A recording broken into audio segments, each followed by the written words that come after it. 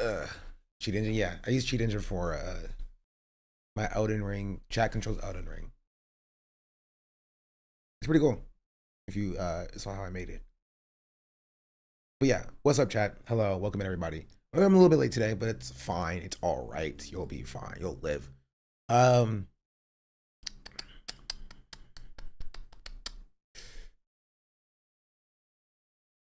um,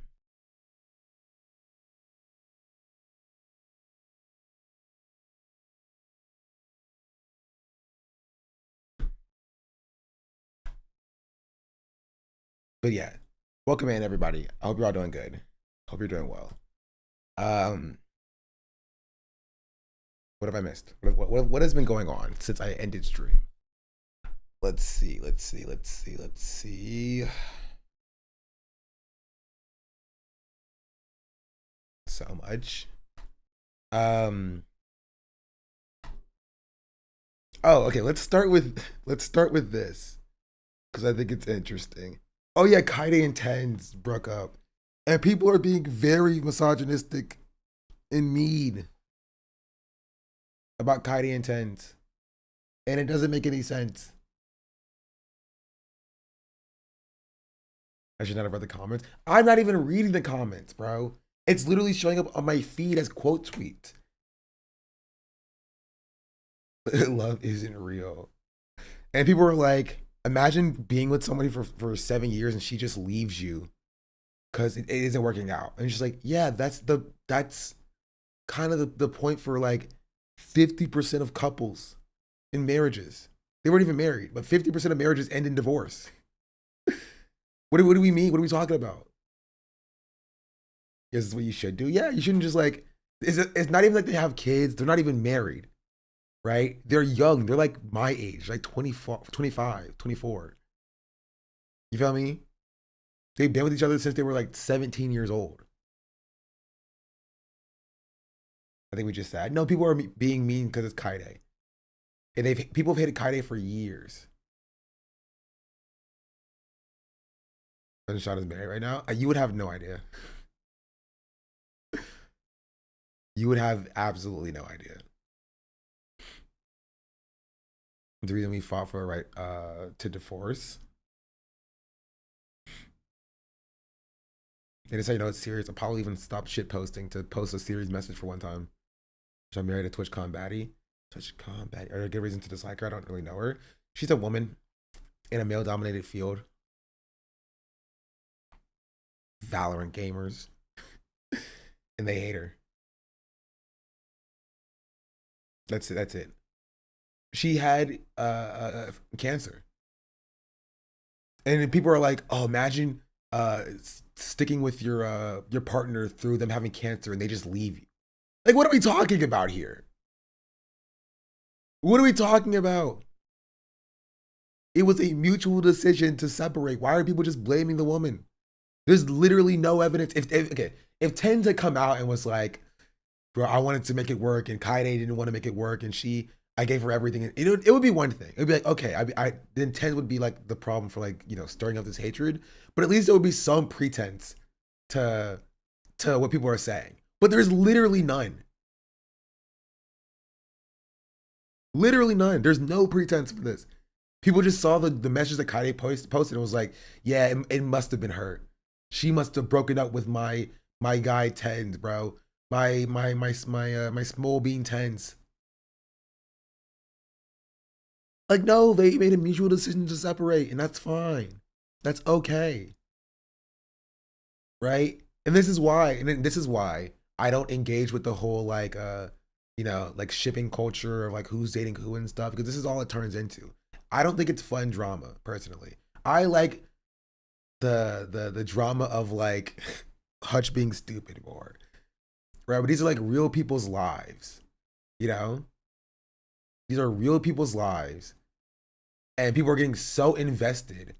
I like the slur drama. Legitimately, yeah, it's more fun to talk about the slur drama than to like see people's like relationships fall apart because of like online discourse, or when they do fall apart and when they do separate amicably, it causes this kind of hatred. she cheated on him probably. They said, yeah, it's so insane. Like, oh, she probably cheated. Tens, it's time to get in the gym. Like, what are we talking about? What are we talking about? Honestly, that's more of a diss on Tens than it is an indictment of Kaide. Right? You look at Tens, you look at Kaide, and you were like, yeah, she probably cheated on him. Well, that's crazy. That's a crazy thing to say. That's wild. What was the message she posted? Haven't seen. It was just like here we take a look at it. Hold on, where's it at? And then we'll get to somebody. We'll get to white leftists defending Karl Marx's slur usage. Um,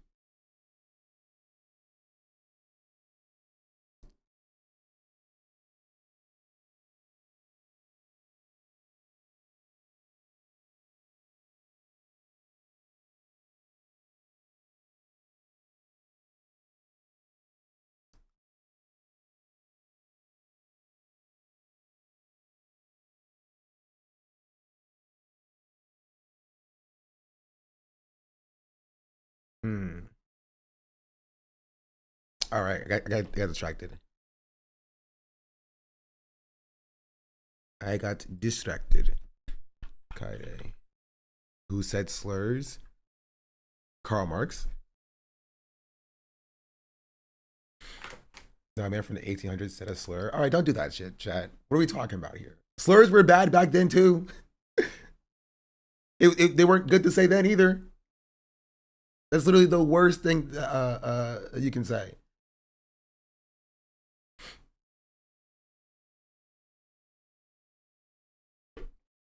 Like just the worst defense.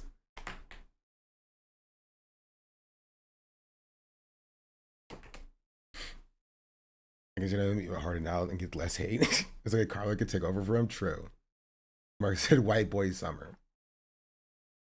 Good ideas, but it's racism unacceptable. Come on, chat. And I'm a Marxist. It's like I genuinely think that it's just a bad defense to make. You feel me? And we'll get to it. We'll get to it. I'm saying, are we surprised? No, nobody's surprised that Karl Marx had said slurs, right? And that's not the issue. The issue is not people being surprised about it. The issue is people who are in 2025 defending it, right? By being like, it was so long ago. Like, it doesn't change Marx's analysis on capitalism and class, you know? So why are you defending it in 2025? You feel me? Like, just be like, yeah, that was bad. Wasn't good. But he said good things on this. You feel me? Why are you bringing a tweet from 1843? It shows people defending it like, oh, 1800s, it's still bad. Like, yeah, it's what people were saying about like this is it's a consistent position that I have about people just even about like people who said slurs like 10 years ago. They're like, oh, it was a different time 10 years ago, right? Because that's going to be the same defense people are saying in 2030 about now.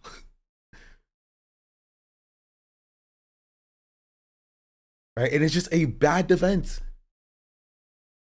You can understand and acknowledge, like, yeah, probably wasn't good, probably not good, but it doesn't change his analysis of capitalism. That's fine.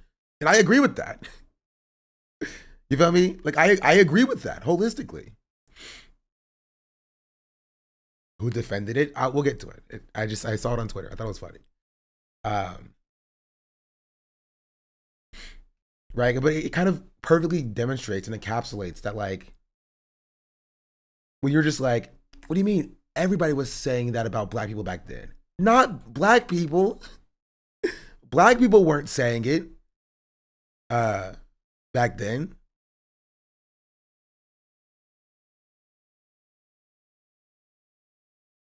You know what I mean? Like,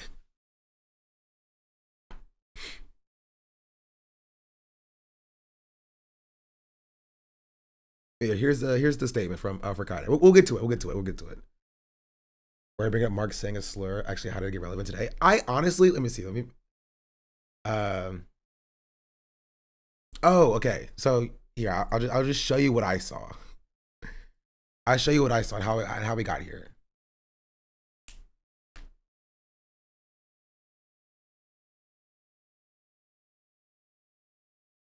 Right. So Oh, trigger word for the N word, like right there. It said, a real person cannot be a communist. Communism requires you to build solidarity, trust, and collective organization. Antisocial individualism is a product of capitalist culture. So anytime I see a leftist being needlessly rude on my timeline, I just know they be cosplaying on here. Why don't you drop the name of HP Lovecraft's cat? And then someone posted this. It's also interesting because I actually didn't know that Marx said this, so I had to look it up. And then I saw people in Communism 101 defending it as well, and I was just like, you know what? That's what I kind of expected that.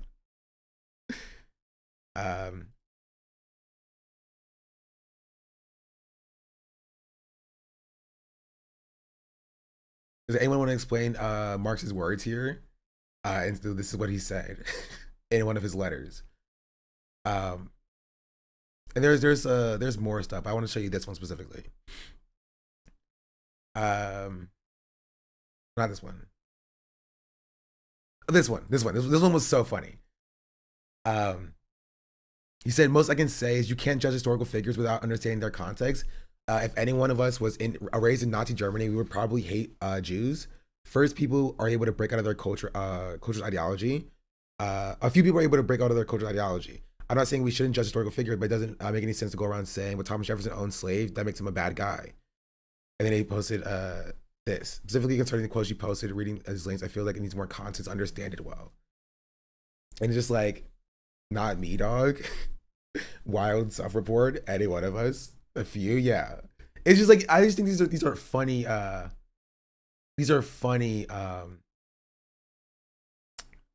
it's just a bad defense. It's a funny defense. You know, this is just a funny defense to make. It's very easy to just be like, yeah, this is bad. I don't think it changes Marx's analysis of capitalism, but it's bad. Bro said, I'd own slaves if I could. Literally, he's like, yo, if I lived in Nazi Germany, you know who I would be siding with. You're just like, why would you say that? Why would you say that? He's like, bro, if I lived during slave times, you know, who among us wouldn't own slaves? I don't know, me, because I'm black. You know, it's the perfect encapsulation of like white leftist thought, because they project themselves onto like the oppressor class, because that's how they are in America right now. Where these are white people who benefit from white supremacy. So when they project themselves backwards in time, they see themselves in the shoes of the Nazis. They see themselves in the shoes of the slave owners, right? They see themselves in the shoes of the racist, right?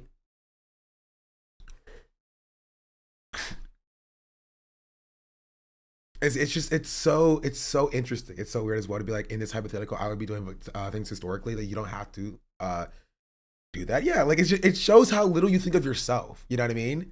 He's like, yo, no, if I was living during slave times, I would have owned slaves. Who wouldn't among us have owned slaves? Like, have a little bit of confidence in your own anti-racism, maybe. A little bit of confidence in your anti-racism. It's insane, right? You can't even imagine yourself being a moral and good person in a society where like there aren't many moral and good people. Just believe, you know, fantasize a little bit.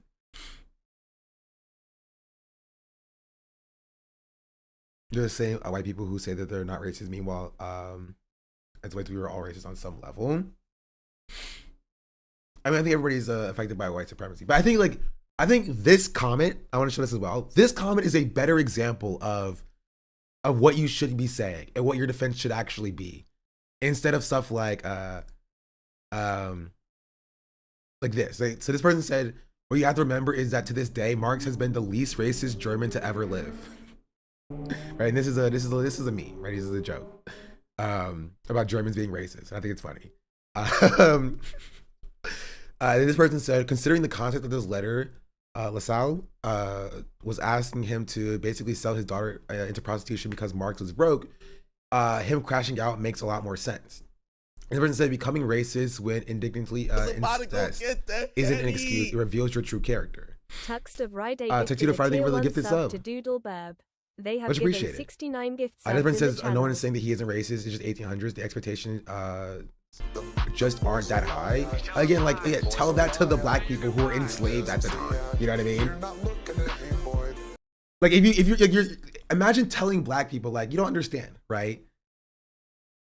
The person that we name our ideology after, he didn't give two fucks about you, right? And that's just how the time was, right? That's just the subject of the time. Like I don't expect you, right, as somebody who claims to be or proclaims to be a moral person, to be the subjects of the time. I expect you to be better, right? Where I say don't be normal, be better. I expect you to be better. Because people will say that about now. People will look at like anti-Palestinian sentiment and Islamophobia and be like, well, look at the times, right? Look at the times. There was 9/11 had happened. So of course these people were Islamophobic. Like, no, I expect you to not do that.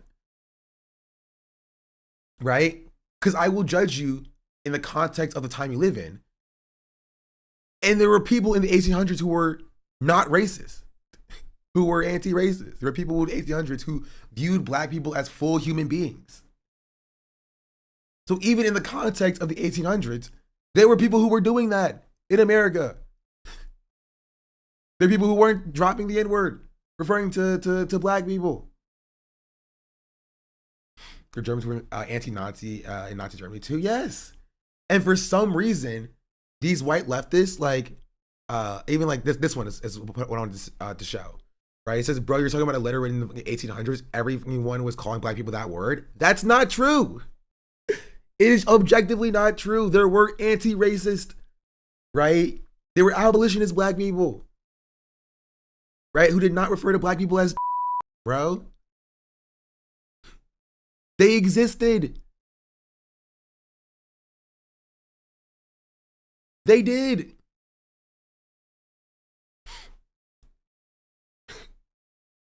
They existed.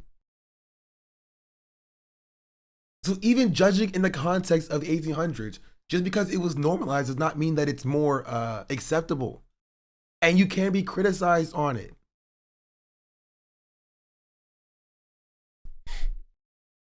Right? Again, the way you combat this is by saying this, right? First of all, I'd say that Marxism is a materialist philosophy. It's supposed to change based on the changing conditions. And we can see that Marx was right about and what he was wrong about. And yes, we can pick and choose what we like and what we don't like. We claim to be scientists so we can adjust our positions when we encounter new evidence. We now know that there's no scientific basis for racial theory, so we can ignore racial theory. We still believe the evidence points toward capitalism being inherently exploitative, so we are socialists, right? That's it. It's literally this simple. This is the defense you take.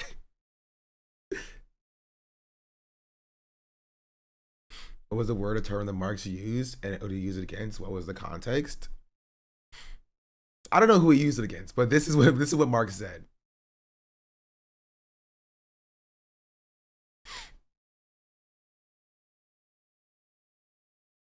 He's called by a famous Muslim scholar. Starts with, "We fought our time, yet the fault lies among us." And that sounds like an insult because it is an insult. Not just referring to someone. Marx was the 2024 iDubbbz up at the top of his time. Right? But it's literally this simple. Right?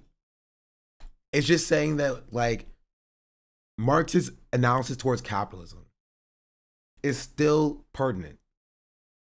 And it still is useful. Right? And we can take that without like the bad stuff that Marx has done and said. Right?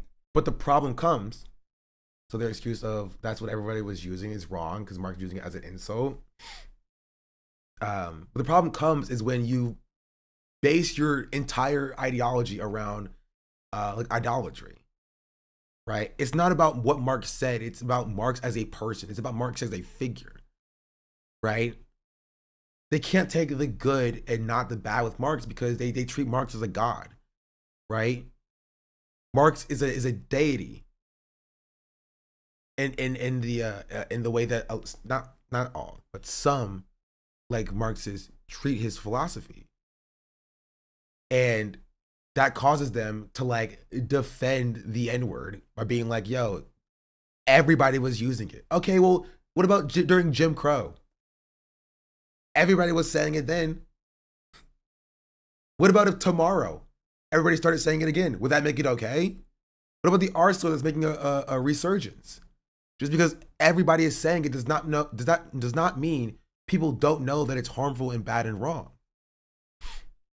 Right? But there's a direct through line to people like this who are just like, yo, dog, if I was a Nazi back there, you know what side I would join. You know what I mean? And people who are doing like the dark woke slur singing now.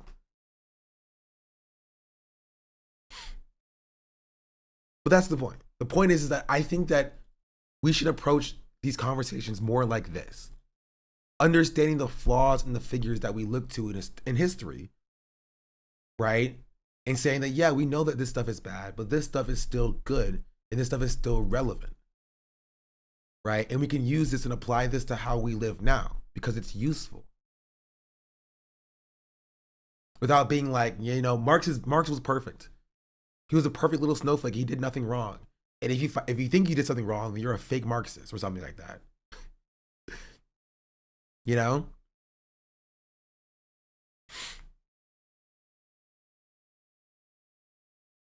Anyway, that's the point. I saw this morning. I was like, that's just such a weird defense to make. To be like, dog, everybody was saying the N-word about black people. Like, not black people. It also just shows that like they don't think about black people as a part of the movement. You know what I mean? They don't think about black people as a part of the movement. They think the movement is about white people, and they had some white people who were saying slurs and some white people who didn't, and that was the movement. You feel me? And black people just kind of have to suck it up and just take it and deal with it. Because they don't see them as a part of the movement. And that has been a continuing thread with the way that white leftists talk about the black people who are in the movement. You know what I mean? When they're like, hey, I don't like that this person's being anti-black racist. Oh, everybody's anti-black racist, you know? We live in an anti-black society, so you can't judge people based on how racist they are. Like, it's not dissimilar to how people came at me when I said the thing about Dean Withers. You know?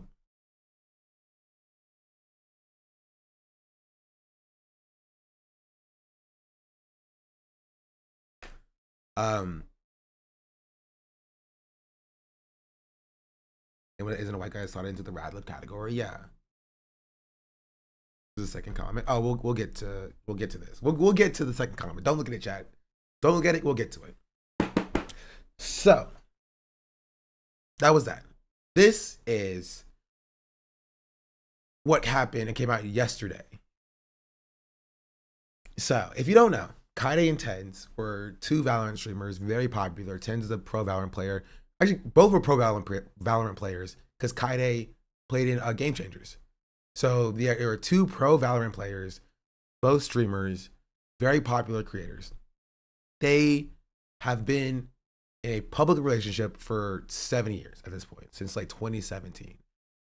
And fast forward 7 years later,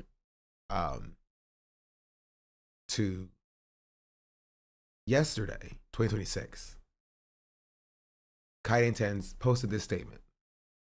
Right. This is the statement that Kaide posted. I actually don't know if Tens posted a statement or not. So this is them. She said, "Hey everybody, Tyson and I feel ready to share some personal news. We've actually been broken up for quite some time now. Towards the end of our relationship, we came to the realization that it wasn't easy to accept. We had stopped growing as individuals. For most of our relationship, we did everything together. Worked together, hobbies and interests together, pretty much everything together. We even joked in the past that although we've worked together for 6 years, it felt like at least 30. We moved in together just weeks after meeting. From the ages of 17 to 24, that was all we knew. Over time, it became clear that we needed space to grow into our own people separately. We know the internet often looks for tea, but the truth is simple. We grew apart. There was no rendezvous, no resentment, no single issue that caused this. We still care deeply about each other and genuinely want the best for one another. We are also incredibly grateful for the time and life that we shared together. Thank you for respecting our privacy." Yeah, they didn't do that at all. Um, but seems very mature. Yeah, but that's the take. However, the reaction from the internet was so insanely bad, right? And for those of you reading the comments, this is where it starts, right? This person said, "There's no reward for loving women at their worst. He should have left her when her cancer hit." So if you don't know, Kaide was diagnosed with cancer a few years back, right? And this had its own section of drama because people were saying that Kaide was faking having cancer to like get sympathy points and stuff. Um,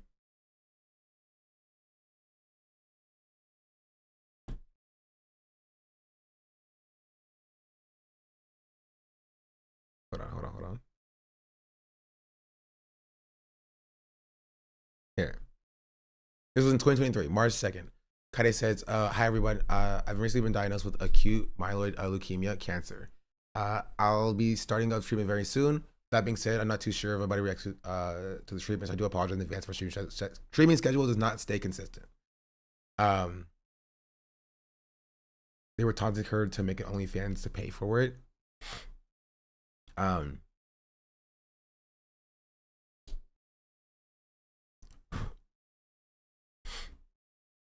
guess she posted it, interpreted it as her leaving him. Yeah, but that's also just not what she said. You know what I mean?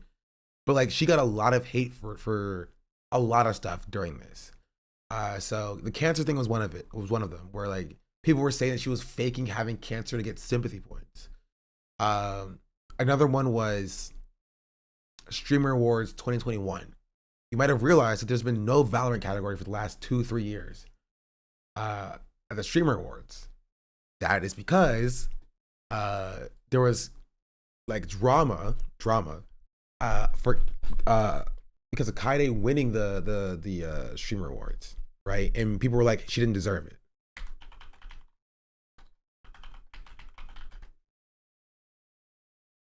Here, this is what Key said about it in 2023. There was one other thing that happened at the Streamer Awards, or rather, I guess after the Streamer Awards, that I noticed, which was Kaide's response. I use this as an example to show people, like, look, no matter who you are, what is going on in your life, like, people are going to be ruthless regardless, because fandoms work like that. Yeah. Kaide tweeted at the Streamer Awards 16 hours ago, pretty, almost immediately after she won, saying, "The moment I won, I felt more dread than anything because I knew the hate I'd get. Woohoo. Todok is much more deserving of this award than anyone, but it was fan voted, not my fault, and I'm so sorry for whoever this upset." And that's insane because everyone was like saying that Todok got robbed. And I know Todok, like, I love Todok. That's my brother. He would hate this. Like, he would never want that. Yeah, he would never, ever in a million years want people doing this kind of insane shit, especially because, like, a lot of streamers are friends with one another. All of these streamers know one another, love one another. It's, like, really fucking weird when, like, It's so sad because, like, Hassan wasn't wrong back then. This was, like, 3 years ago. Now it's entirely different. It's entirely different now.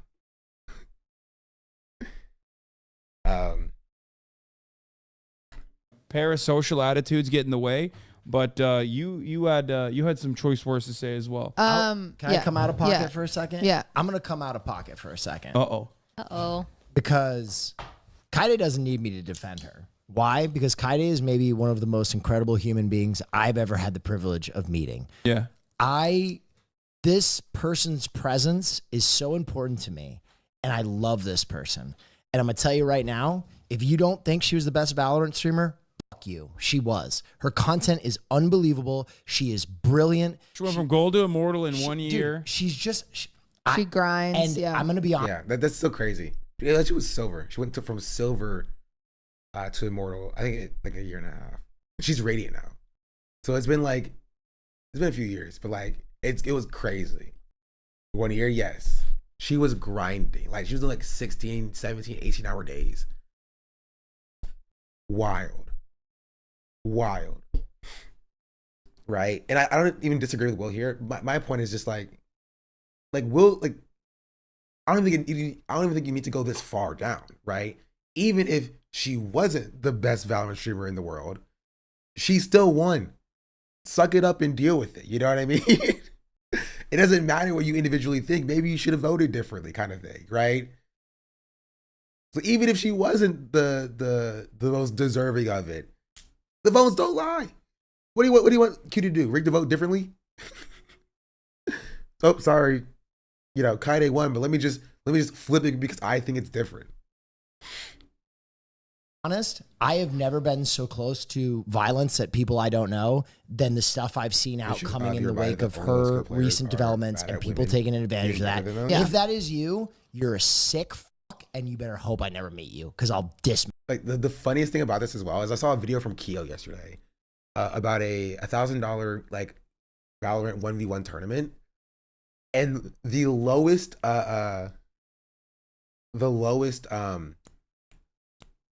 ranked person there, where she was gold 2, cleared somebody who was immortal, right? And like, it's like, even if you are a higher rank, it doesn't even mean that you're like inherently gonna, like, you're inherently superior in every respect, right? Because in a 1v1 you can get cooked. You can get cooked up a little bit. You feel me? Valorant's just one of those games. Because you can be like a low rank for like just having bad game sense, but you can be a very good aimer, right? You can be a hard stuck plat just because, you know, you're on like a 60 hertz monitor and you've been playing for like, you know, 3 days or whatever, and somebody's been like in ascendant because they've been playing for 6 years, and you can still beat them. Right? It's just one of those games that it's like, it's multifaceted. But like, yeah, Kaide's good at the game. Right? She played pro. She went to Game Changers. But people have been disrespecting her for years. Right? It wasn't even the best player, it was the most entertaining player. Not necessarily. Right? It's the best streamer. And that could be the best player, or it could be the most entertaining player. It's just about who voted the most. That's it. If you played Valorant, if you are a high skilled player, you qualify. If you're a low skilled player, but you're entertaining, you qualify. If you're a low skilled player and you're not entertaining, you also technically qualify. If your audience votes for you and you're both low skill and you are entertaining, like, sorry if you wanted somebody else to win that, their audience voted for them, you know? It's just one of those things. Right? And so I think how deserving Kaide was for the award is completely irrelevant for the fact that, like, she played the award like she was supposed to play it. People voted for her. That's it. That's literally all that matters. You know what I mean? That's literally all that matters. Mantle your ass. I don't think they're watching. Needs is decided by each voter when they click the button. Exactly. If they are. If you paid money to watch this segment. I'm boiling. Yeah. God damn it, Austin, the fucking mic. Oh my lord. Okay. Anyway. This happened all the time in the old setup. With the microphone. But anyway, that was another big thing that happened with Kaide that people got very mad at Kaide for. Because they thought that she was over the years of it. And you also had, let me see if I can find. Let's find a Tarek's statement.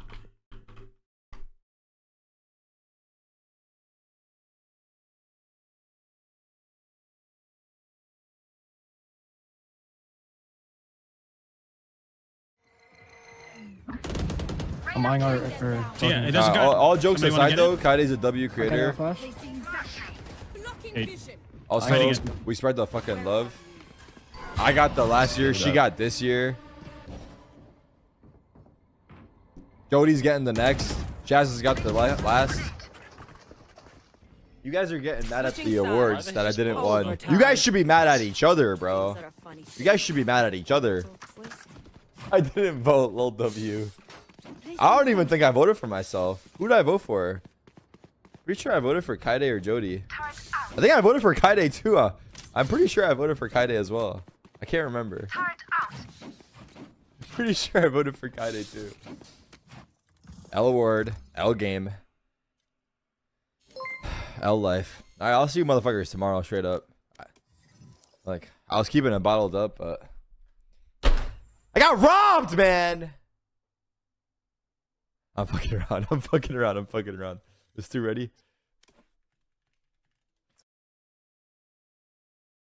So yeah. So even like Terry wasn't taking it seriously, and so his audience to like, yeah, chat a little bit.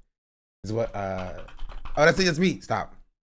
This is my stream. Like, in chat, while you're here, go ahead and give my video, my new video a like real quick. Give it a little bit of a think, like, let it play in the background, and then go watch it later on, all the way through in full. But yeah.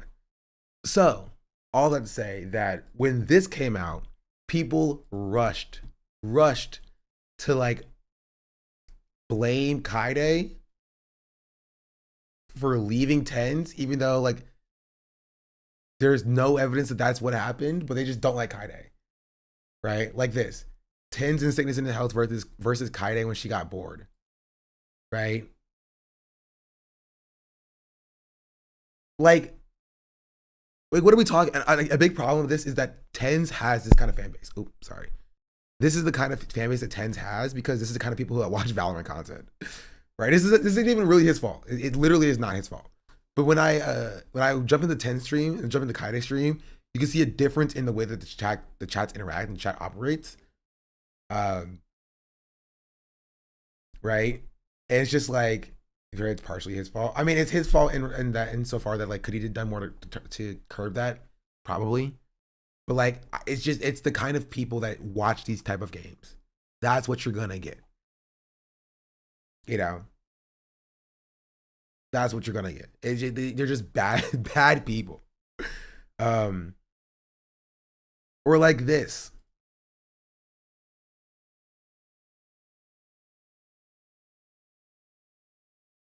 Right? Kaide wants a hoe phase. You think tens who stayed with her and took care of her during her sickness would leave her? She found out she wants to find her true self and grow as a person. We all know what that means. Like, what are we talking about, bro? What are we talking about? You're not normal. These people are not normal.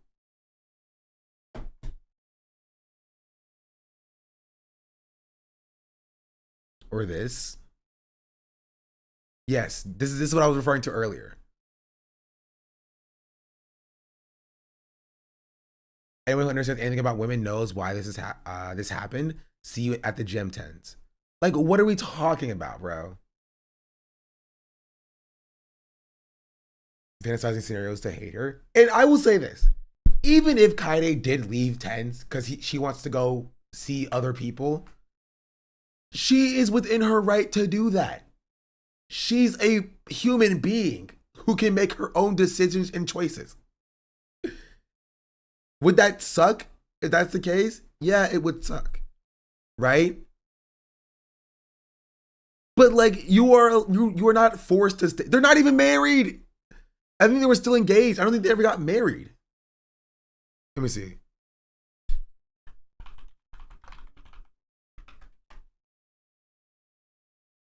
Yeah, they were just engaged. They never even got married.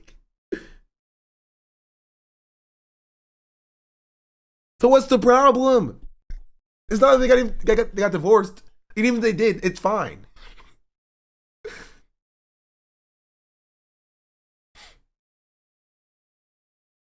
If so, I don't care about her and I'm sorry for tens. I disagree with that. Like if in a world Kaide was like, I want to see other people, right? Would that suck? You know? Sure. Is she allowed to do that? Yes. At no point are you forced to be with somebody forever in perpetuity. Once you're married, that's permanent. Permanent forever. Also, they're 24 years old, bro. They're 24. They got in a relationship when they were 17. They're younger than I am. And does it suck? Is it bad? Yes. Right? People growing apart is sad. It's a sad thing that happens. People breaking up is sad. People realizing they're not good for each other is sad. It's a sad thing. Right? But that's normal. And it's good and it's better than to stay together, have kids together, and then breed resentment in those kids, and then having to break up when your kids are like 14 years old, and then be like, hey, Johnny, do you want to live with mommy or daddy? Right? We understand how that can harm kids, right? How that can traumatize kids. You feel me? But like, we also don't understand like how like this can like stop that from happening. If more people had a mature, emotionally mature response to growing apart that Kaide and Tense have here, that we would have a lot better of a society.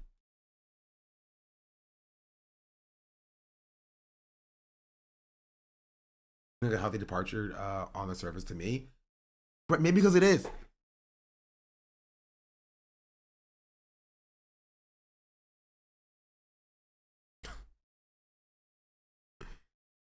Is this person? Ooh, I don't even like. I sometimes wonder. Like, I think this person is a creator. I mean, 8,000 followers, maybe not.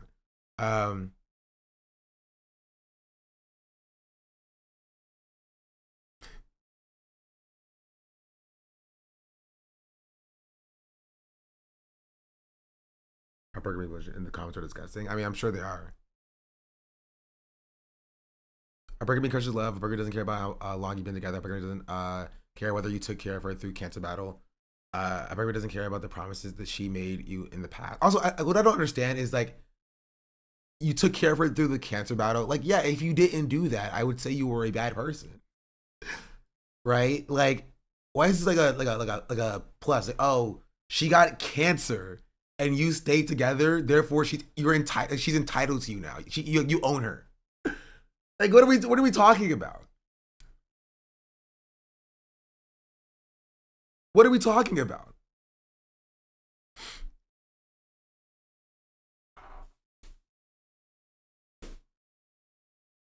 Is that exact thinking? Yeah, and it's insane.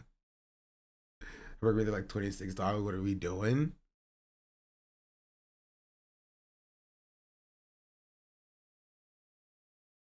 Like, it's just, I can't even read the rest of this, bro. I can't even read the rest of this. It's just like, these people are insane. Insane.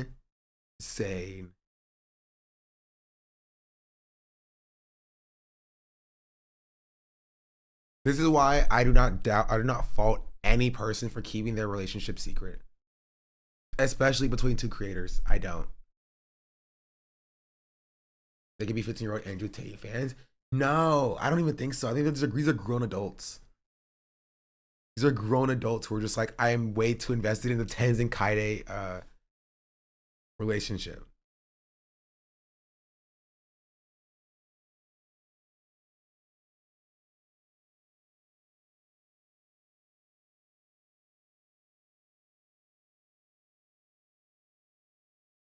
I'm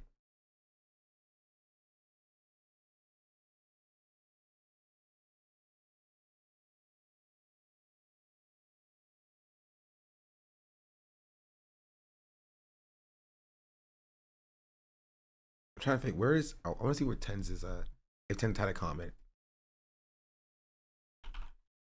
I think he said something, I just don't know where.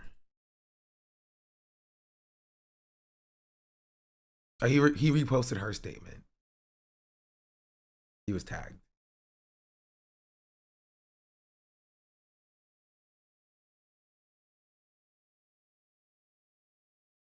He made a reply under their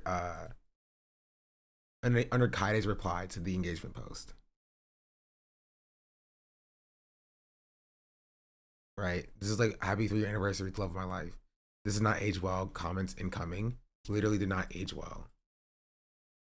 These are adults. Same thing happens every time there's a content creator breakout. They always attack the woman. Yeah, and the thing that's added onto this is that the Kaide's been a vector of hatred online for so long already. Right? I think it's partially why she quit streaming in the first place. Right? Mostly because like she went to do her own pro thing, working playing in Game Changers. But I think also because of just like how much drama has occurred just by the nature of her existence.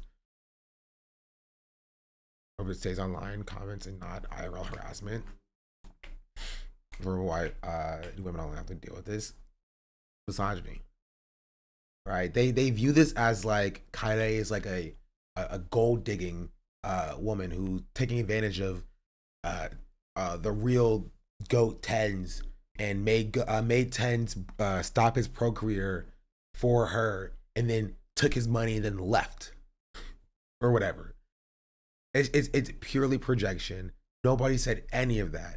And it's an avenue to hate on somebody they already didn't like. They didn't like Kaide because Kaide is outspoken. Right? Kaide's spoken up about Palestine before I think most streamers did. She's like, she'll clap back at people. She'll, especially in a game like Valorant, like if you're a woman in Valorant and you know, get harassment and trash talk and you trash talk back, you're seen as like being a bitch, and then they're seen as like, oh, this is good fun banter, but you're bitching at them or whatever, right? And so like that's just kind of how Kaide is viewed, even though Kaide does nothing to invite this level of anger and harassment. Like Kaide was the bigger streamer of the two. I think maybe at one point she was bigger. They've been pretty comparable. 10 streamed like multi-streamed on YouTube though. So his Twitch numbers were low, but he had like 20,000 or 10,000 on YouTube in his multi-stream. So it's hard to tell with that. But right, Tens was a pro player, and he had a lot of like notoriety outside of just streaming success. Like he's winning like championships and stuff, so people like knew who he was, even if they don't necessarily watch Valorant streamers. And so that's where it comes from, where it's like, oh, she used him for his clout, I guess. Even though, you know, again, it would be different if Tens had said that. I do think, again, I'm not trying to project onto like their relationship, but I do think that Kaide posting this on her Twitter and Ted's not posting his own statement does make it a little bit worse, because it directs all the hatred directly to Kaide's replies. Right? If Ted posted his own statement, it could have directed some of that energy to him. But you know, they made the statement together, so there's only so much I can say. This is us cooking it up at the park today. Like I already predicted the comments because of the use of M dashes in the tweet. Don't piss me off, we didn't use AI. Right. But I guess I think it would have been hard either way. Yeah, but like whenever there's only one statement, it consolidates the hatred. So Kaide gets all the quote tweets, Kaide gets all the replies, right? Kaide gets all the notifications of people replying to her tweet. And people who are supporting Tens and people supporting Kaide. So there's just a lot of attention on this one tweet. But yeah, to be fair, I doubt either one of them predicted how unhinged people are. No, you're wrong. You're entirely wrong about that. They 100% knew how unhinged people are, because they got this literally all the time. Even during their relationships, you had people who were posting like 30-minute long YouTube video compilations dissecting their relationships and their engagements on stream to see whether or not they're still together or not. They've been calling Kaide a gold digger for years. You know what I mean? And so I think, I don't think that this helps the allegations that like, oh, she's the linchpin for this, right? Because she made this statement and she said like Tyson and I. And so it feels like, oh, well, she made the statement and Tens isn't saying anything. So she forced Tens to put this statement out. And and be okay with this. Like she took it on her own to do this, right? And so it puts a lot of the onus on her. Even though like, for all intents and purposes, it looks like a very mutual decision. You know? Also seeing how people reacted with Sakura and Jason recently. They're very aware how Twitch is nowadays. Yeah. But I would go as far as to say Twitch was worse about this before. Like when they started their relationship 7 years ago, Twitch was absolutely worse about this. Right?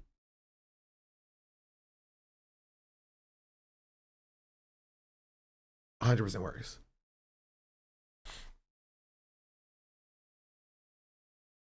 I mean, even if it was just her, you can't force yourself to be with someone. I mean, I agree with you, right? I'm just telling you how it's being perceived, right? And why people are maybe saying some of the things they're saying outside of the obvious, which is like they're just misogynistic.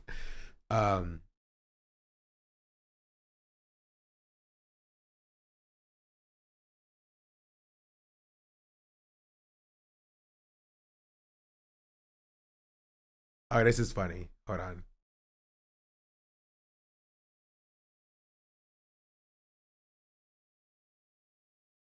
This person said, so basically you leech off of him for years and you're going to ditch him now that you've never found him physically attractive? Brutal. What are we talking about? What are we talking about?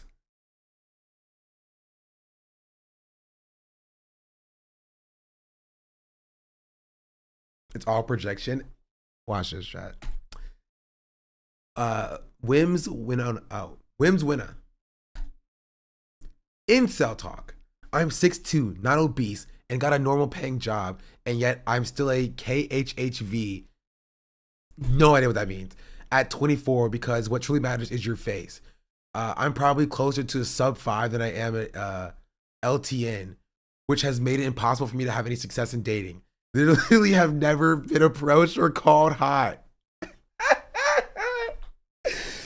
Incel talk. I happened to hold the door for these 2 young adults at the mall today for them to just walk without saying anything and ignoring my presence. I then started walking to the next door, which was being opened by a Chad, and they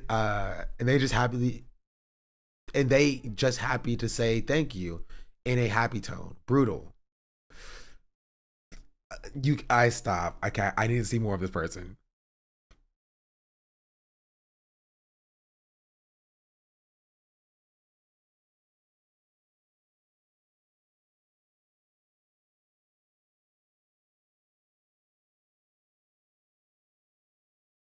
Incel talk. Incel. He just keeps posting an incel talk.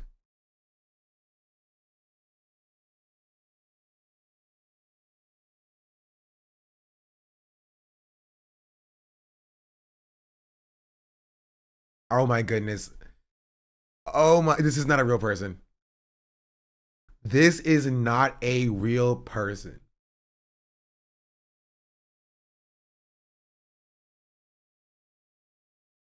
I looked it up. KHHV means kissless, hugless, handholdless virgin.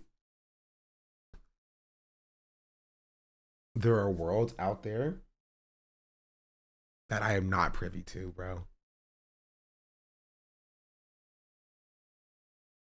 I need that speed meme. Oh, yeah. There are words out there that I am not privy to, bro. So he says, this is about a different thing, right? This person said, in incel talk, if I dye my eyebrows and thicken them, my looks will go up.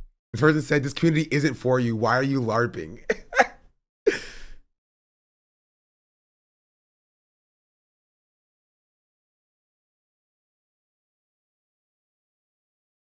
This person says,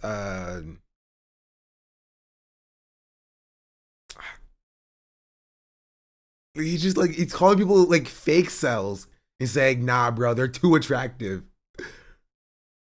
And we're dropped by him. Yeah, he did drop the N-word. I don't think he's black. It would be a shame if he is. We took an L on this one. We took an L on this one if he's black. Not during Black History Month, please. I beg. Please, we can't take another L.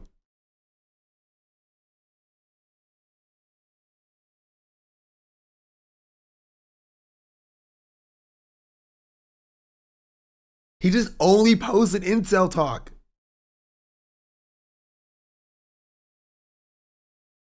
All of his posts are in incel talk.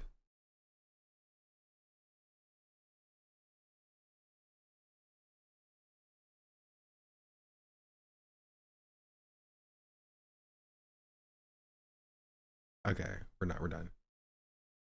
We're done. I can't. Good eye area. We get the description every day. Yeah, good eye area. Like, what do we mean? What are we talking about? And he posted question mark. Oh, I don't want to reply to this guy. Please no.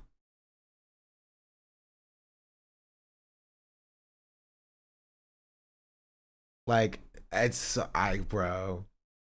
Who does he follow? I need to know. He follows somebody, right-wing antinatalist, radical antinatalist, black pill is law, incel, black pill discussion, American imperialist, fascist. Okay. Incel co. Your favorite based bisexual MAGA guts, phallocentric fascist. What are these words?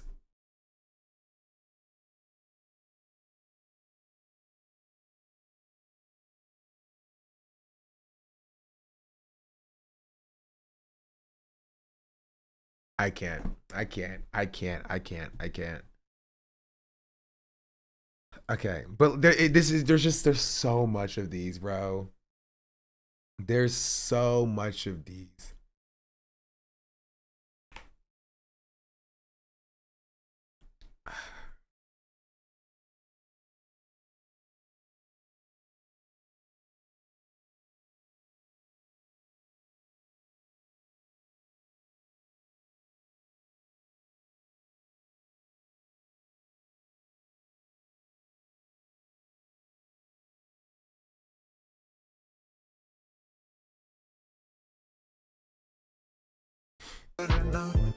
Tan's rule of law, thank you for the 7 months. Imagine staying with a girl while she has cancer, sacrificing her career to stay and help her, and she breaks up with you just to have fun with other guys. Like, what are we talking about, bro? SDAB Mega Raid. What are we talking about? And this it keeps going. It keeps going. There's just so many of these. I think Kaide should be allowed to one of these people every day.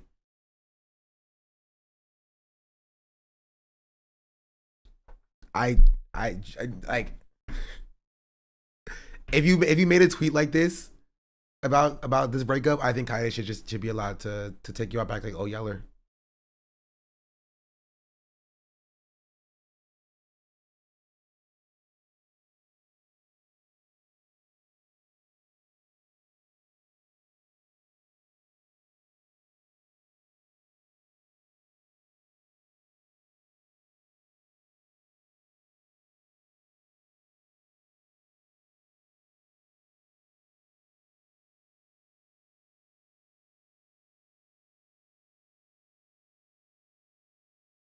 I'm sorry. I saw something. I literally can't even show you. It's disgusting.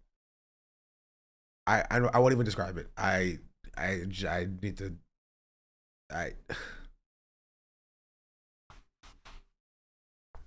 Maybe it's so scary. Yeah. I'm curious. You don't want to see it. Twitter is a terrible place. But that's the Kaide stuff. There's not much more to say. It's just that it's insane. It's insane.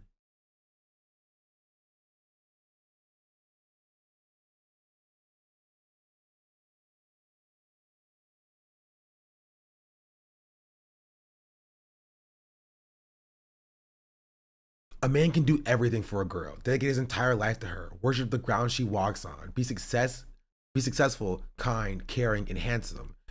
Okay, just say that you want to fuck Teds. You know what I mean? I think it will just be easier just for these people to say, I want to fuck Teds. Like, bro, imagine being a stunning Chad.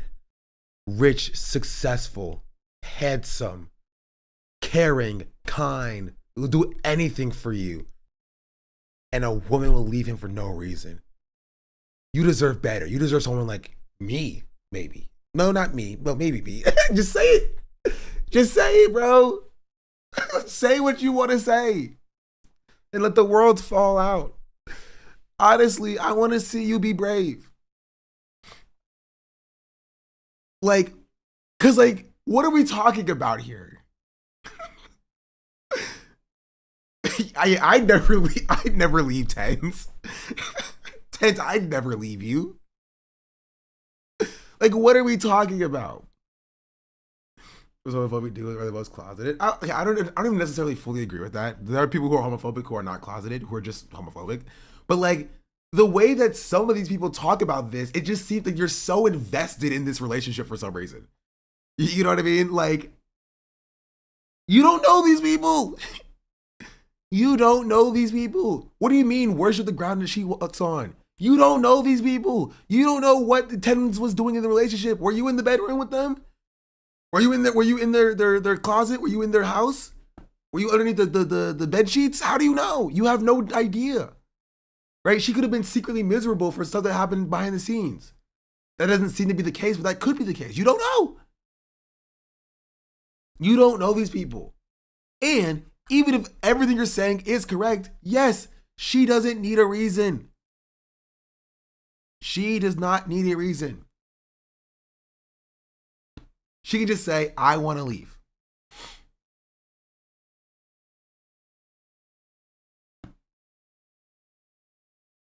Right? And I would go as far as to say it's equally as likely for Kaide leaving Tens to go mess around with some guys that she left Tens to mess around with some girls. We don't know. Or that Tens left her to go mess around with some girls or guys. We don't know. You know what I mean? We have no idea. Tens could have left her. Tens could have been like, I want to go fool around with some other people.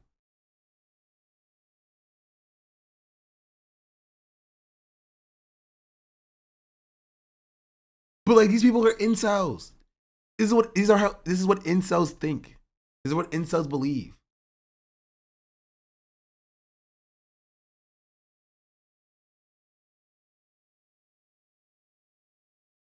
I can't all the career stats on Valo. You're not the same, brother. Yeah.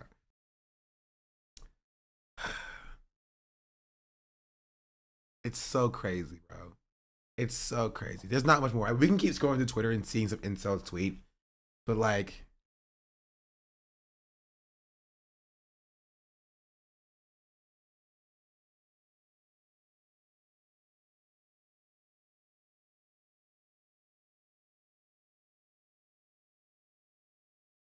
I don't know.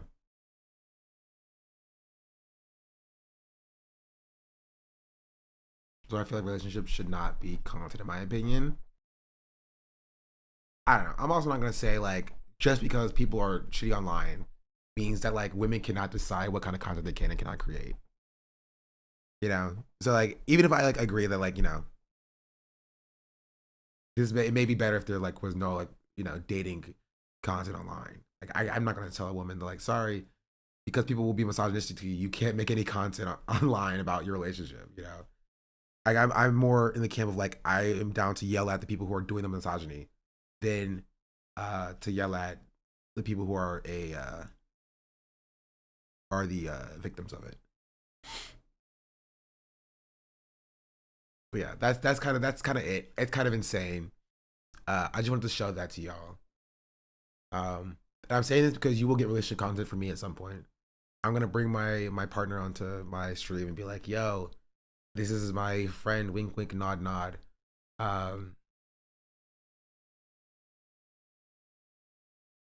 Nix is outside.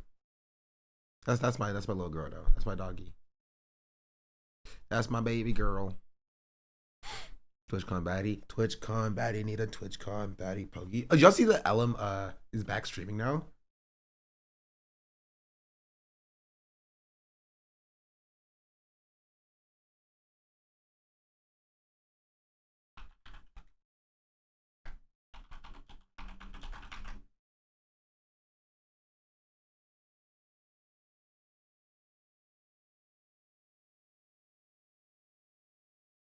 Dang,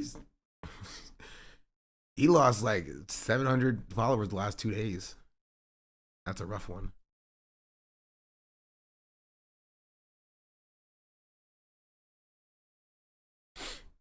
What room was he streaming from? The same room he was streaming from here. I don't know. Maybe he had found another apartment. Random weird Sean Clay tweet dropped already. Twitch, baddie need a Twitch, baddie need a Twitch, baddie need a Twitch, baddie need a Twitch. I'm surprised that he still has any, to be honest. I mean, yeah, we'll see how long it lasts. You have to find another girl to fund his very expensive apartment needs. Yeah. But that's the Kaide thing.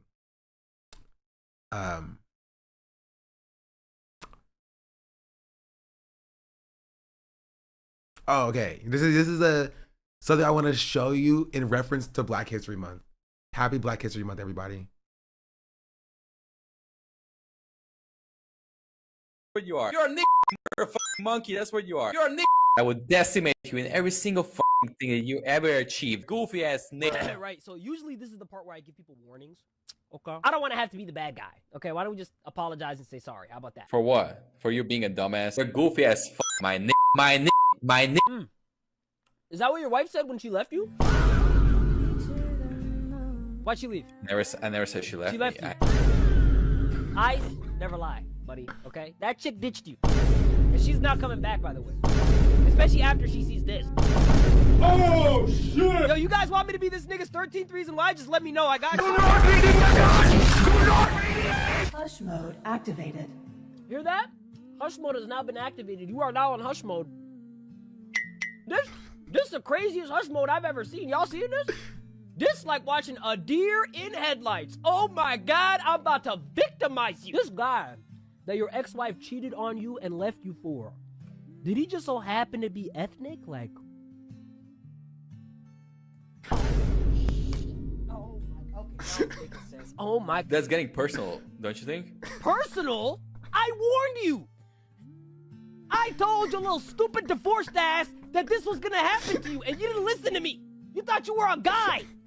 Now look at you. Now your feelings are hurt. You don't know who I am. You have no idea who I am. Smart, inshallah. Inshallah. Inshallah. Who the fuck do you think I am, bro? Take an IQ fucking test with me, brother. I'm just glad you demonstrated to everybody why she left you. You did a really good job at that puzzle piece. Hey, when you're writing your 7-page manifesto tonight, make sure you quote me by name.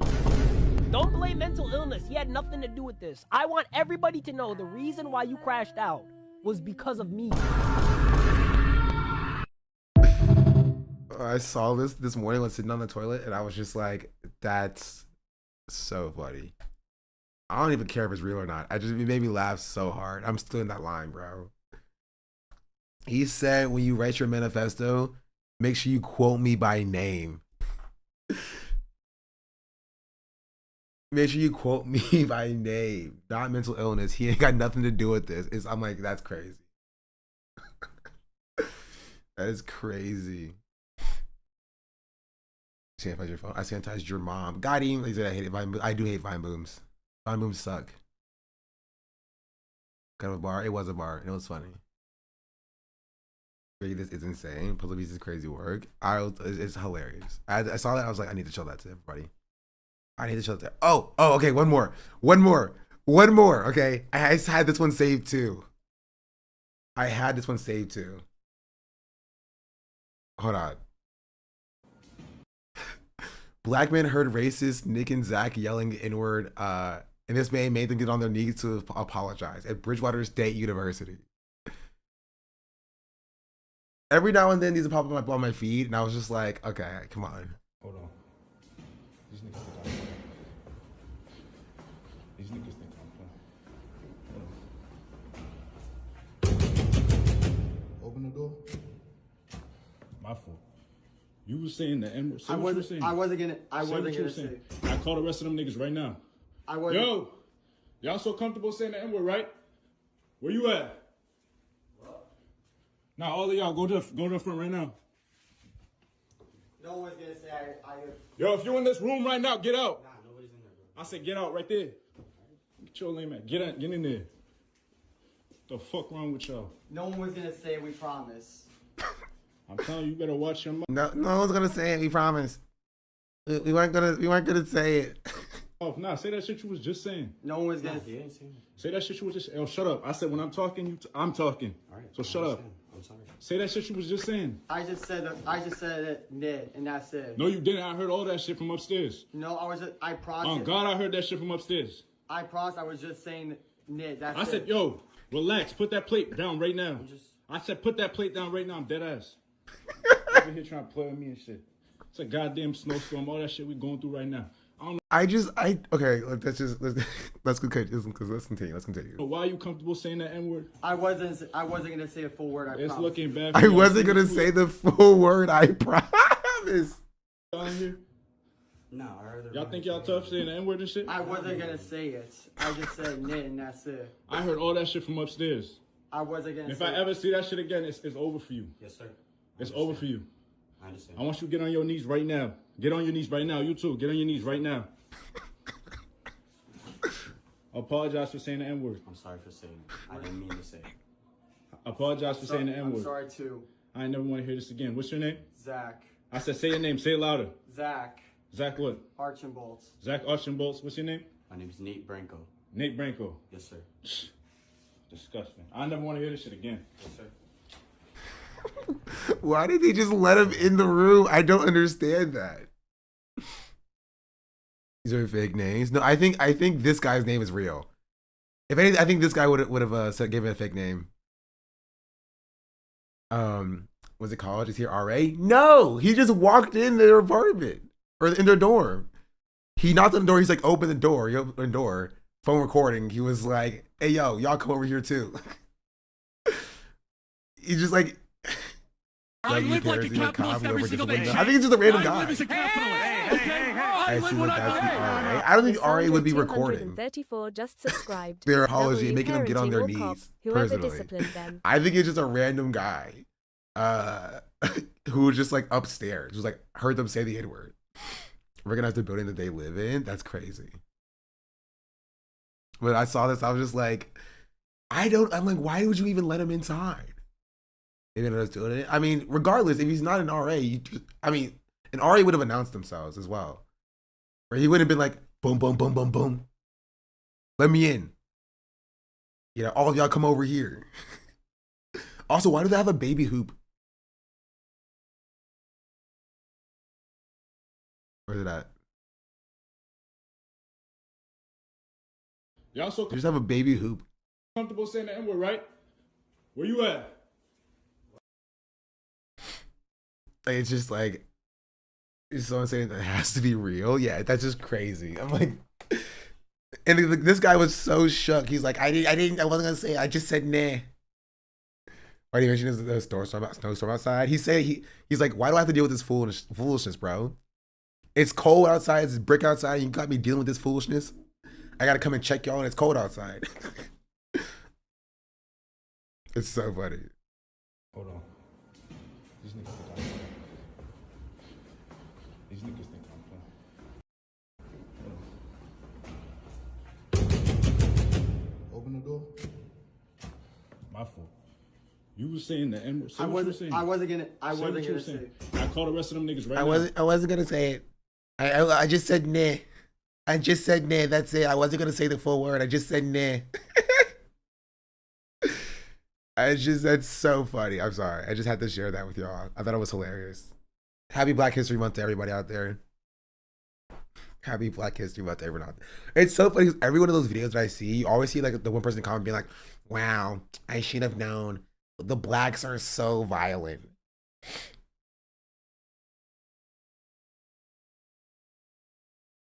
Oh, okay. Also, this is also one more thing because I thought it was funny.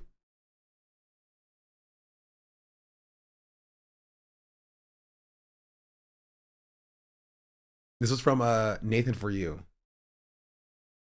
Name 5 black people. Michelle Obama, Barack Obama, the 2 Obama daughters, that counts for 2. Kamala Harris. Confirmed.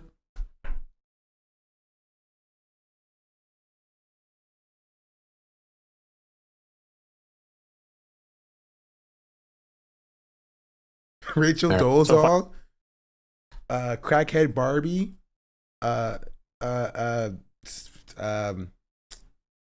Logic, that one girl from Confessions of a Quadroon, whatever her name is. Have you watched Nathan For You? No, I've only seen this clip.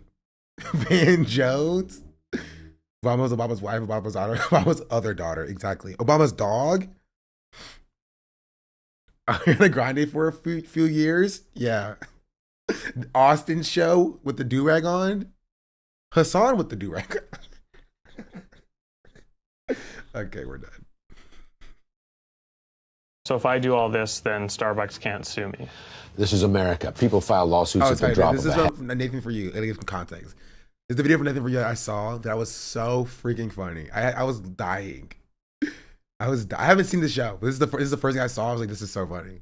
So if I do all this, then Starbucks can't sue me. This is America. People file lawsuits at the drop of a hat. But if they sue, you're liable too, right? Who's liable? You. Me personally? Yeah.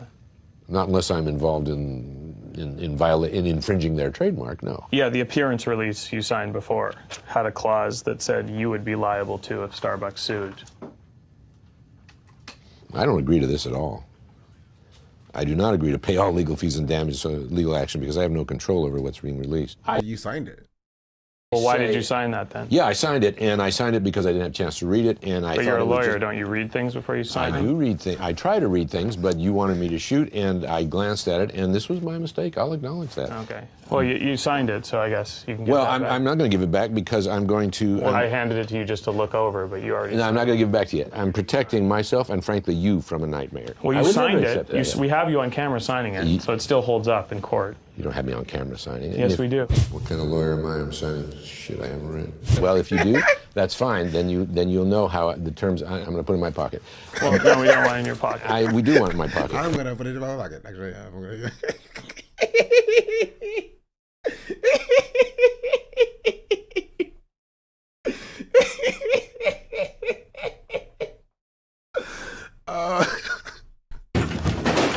Please.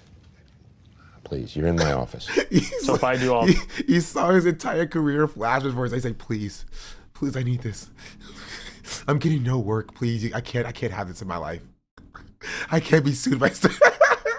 I can't be sued by...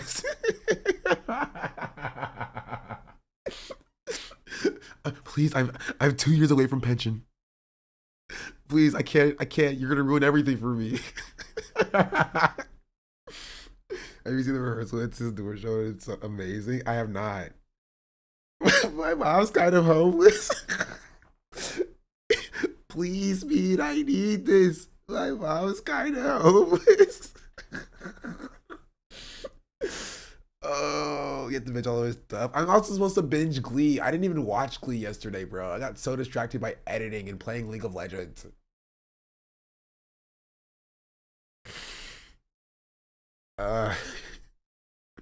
Well, no, we don't want it in your pocket. We do want it in my pocket. Please. Please, you're in my office. He's climbing over the desk.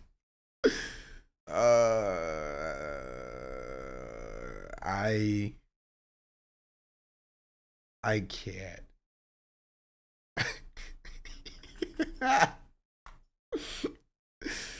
Oh my goodness. I can't. That made me laugh so hard.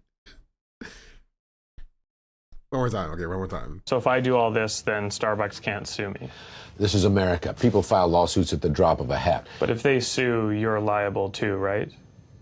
Who's liable? You. Me personally? Yeah.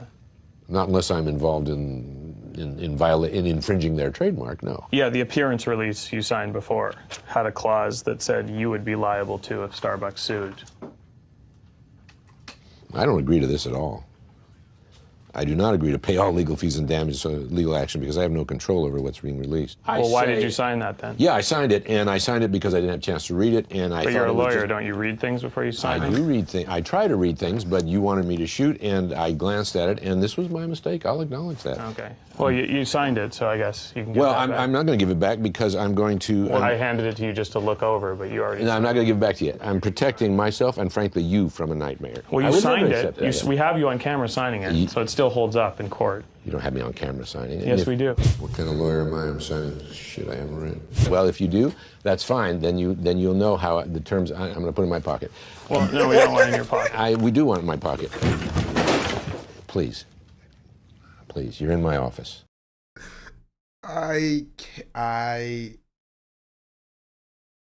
That's so funny, bro. Oh, that's so funny. That's so funny. The grab is so. Please, is so good. Yeah, please, please. You're in my office. Please, Nathan. Please, I need this. My mom is kind of homeless. Oh.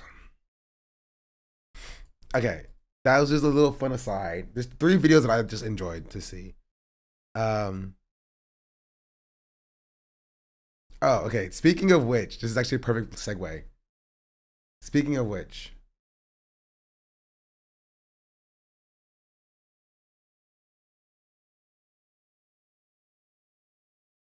actually, when we started stressing out the NMP hints that her OTK contract isn't over. Wait, okay, this is about OTK contract. Wait, Wait. I don't even know this. Wait, I'm nervous. What is this? Uh-oh, Emily, you might be trapped in. Let's see. Yeah. Extra Miss contract's ending soon. She should look at her contract again because I got other information than what she said on stream that one time. But either way, it's always up to what she wants to do. Of course. It's like, you talk about like contracts with orgs. It's like, what's really the point of... If they have you locked in for more than a 3-year bitch, that contract is trash. There's I no never way. read it. Wait, you never read it? I think I scrolled. I was like, looks good. Then I signed. So I don't even know I don't even know if I have the contract. Didn't she go to like Columbia University?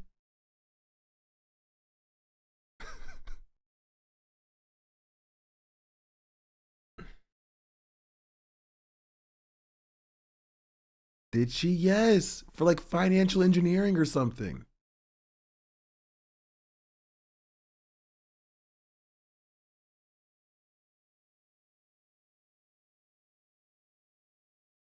Maybe I should take a little peek. I should probably read it. I just was, okay. She's definitely telling there's no way. No, I definitely believe actually we didn't read that contract. I 100% believe. Chat, we're talking about the same extra Emily who literally signed herself up for a scam like 2 weeks ago. 2 weeks ago. What are we talking about?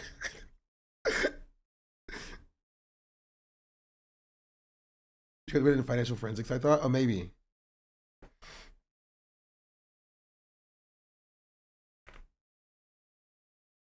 Is somebody who got famous enjoy the org off of one game show appearance? What was the game show? Because you have the group start as something wholesome. Now look at them. I share record of a group. How long ago did they start? Hold on, give me 1 second. You're killing me.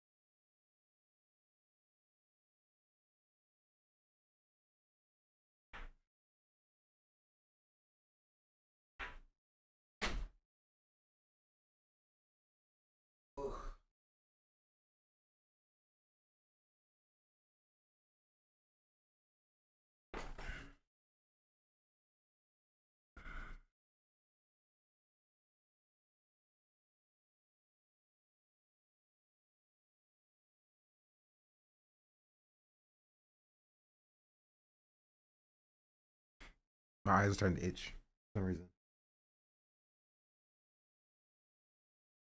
It feels a little bit better though. I searched for many introverts financial engineering. I knew it! You freaking liars, bro. Don't doubt my knowledge. My freaking memory's fantastic. I told you it was financial engineering. Because I remember thinking, actually, Emily graduated with a degree in engineering. Dang, she's more of an engineer than Mudahar is. If you think about it.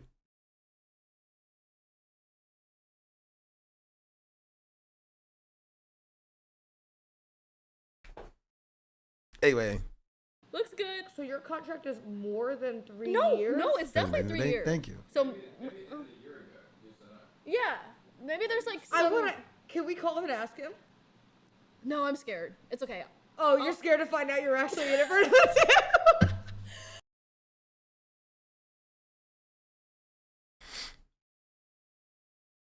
Yeah. But let's get to what else. So I have a link to the Hutch video I'm supposed to watch.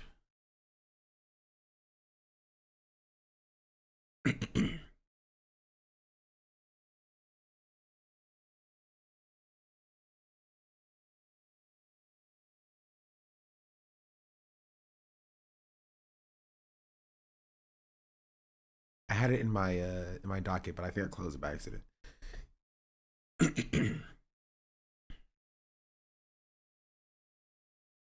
From the Crimes Do Roman guy, yeah.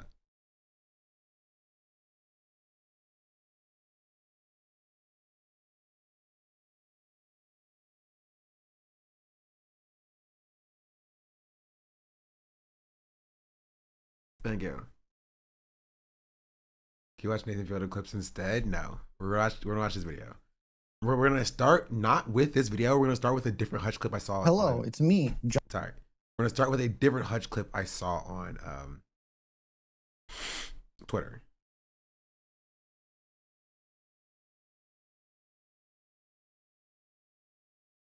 I get chat. Hutch, this person that's best positioned to win 2028 is Kamala. How does one develop such profound broken political radar? I'm telling you, chat, nobody believed me when I said he has the political instincts of a freaking raccoon. Kind of gets pissed at me. I get chat kind of gets pissed at me sometimes for saying it, but it's just the truth. Like when we look at the numbers, like the person right now who is best positioned to win in 2028 is Kamala. Like that's just what the numbers show. We're 3 years. We got 3 years, little under 3 years, and so there's just so much time for things to change. But like right now, there is a very non-zero chance that Kamala wins the nomination again. Well, I guess she didn't win it the first time, but she wins the nomination in 2028. And then at that point, guys, like I like her odds against Vance. I don't know about you guys. Stop.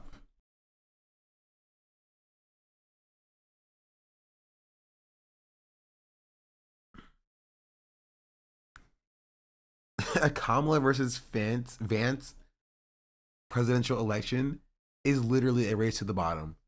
It won't be who gets the most vote. It will be who loses the least amount of votes. And Kamala has not demonstrated that she's good at not losing votes.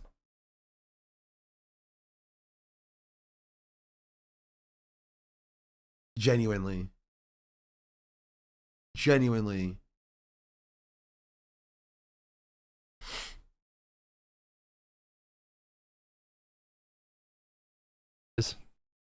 I fucking like her odds against Vance. Are you kidding me? I don't like her odds against anything.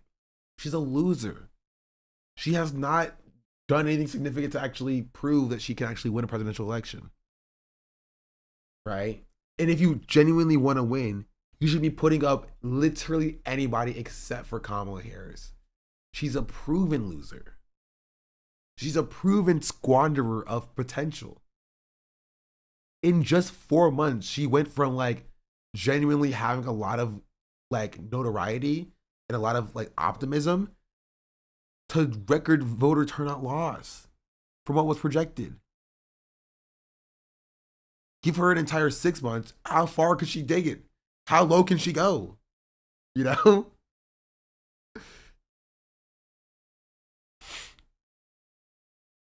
the only way Kamala Harris ever at any point gets a significant amount of notoriety and success, right, is if she separates herself from anything that gives her that notoriety in the first place. The notoriety comes from being Joe Biden's vice president.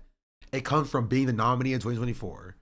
And both are things that will lose her momentum because she lost because of those things, right? Any positives she gets from being Joe Biden's vice president is outweighed by the negatives that she gets for being Joe Biden's vice president. Any positives that she gets from being the nominee in 2024 are outweighed by the negatives of her being the nominee in 2024. Right? And being a California prosecutor. Like, it literally.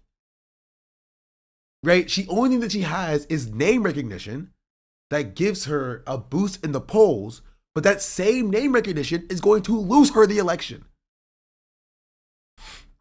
Because of her association with Joe Biden, because of her association with genocide, because of her association with being a fucking loser.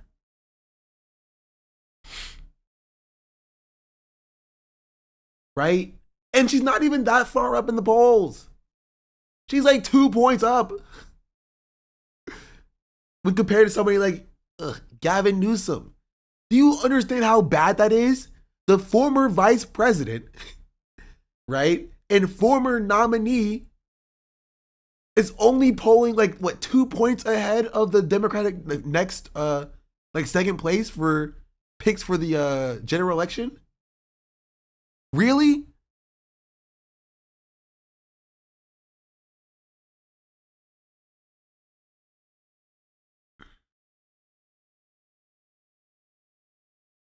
But hey, she made a snarky meme account, so it's fine, I guess. But speaking of Hutch, let's see what Crimes to Roman has to say about his political instincts. John Politics. Here to talk about politics in the politics zone. Normally, I don't talk about politics on the main channel, but you know what? We're spiced it up today. Every now and then, I politics on the main channel, but you know what? We're spiced it up today. Every now and then, I get asked to Purist Cat, Laura M, thank you for the gifted sub to Purist Cat. Much appreciated. Debate on something, and I literally never say yes because it is entirely pointless. Also, Cassandra, thank you for the 2 months. The absolutely awful Jubilee videos or more personal one-on-one debates. Did y'all see? Okay, did y'all see Isaiah Martin did a Jubilee video?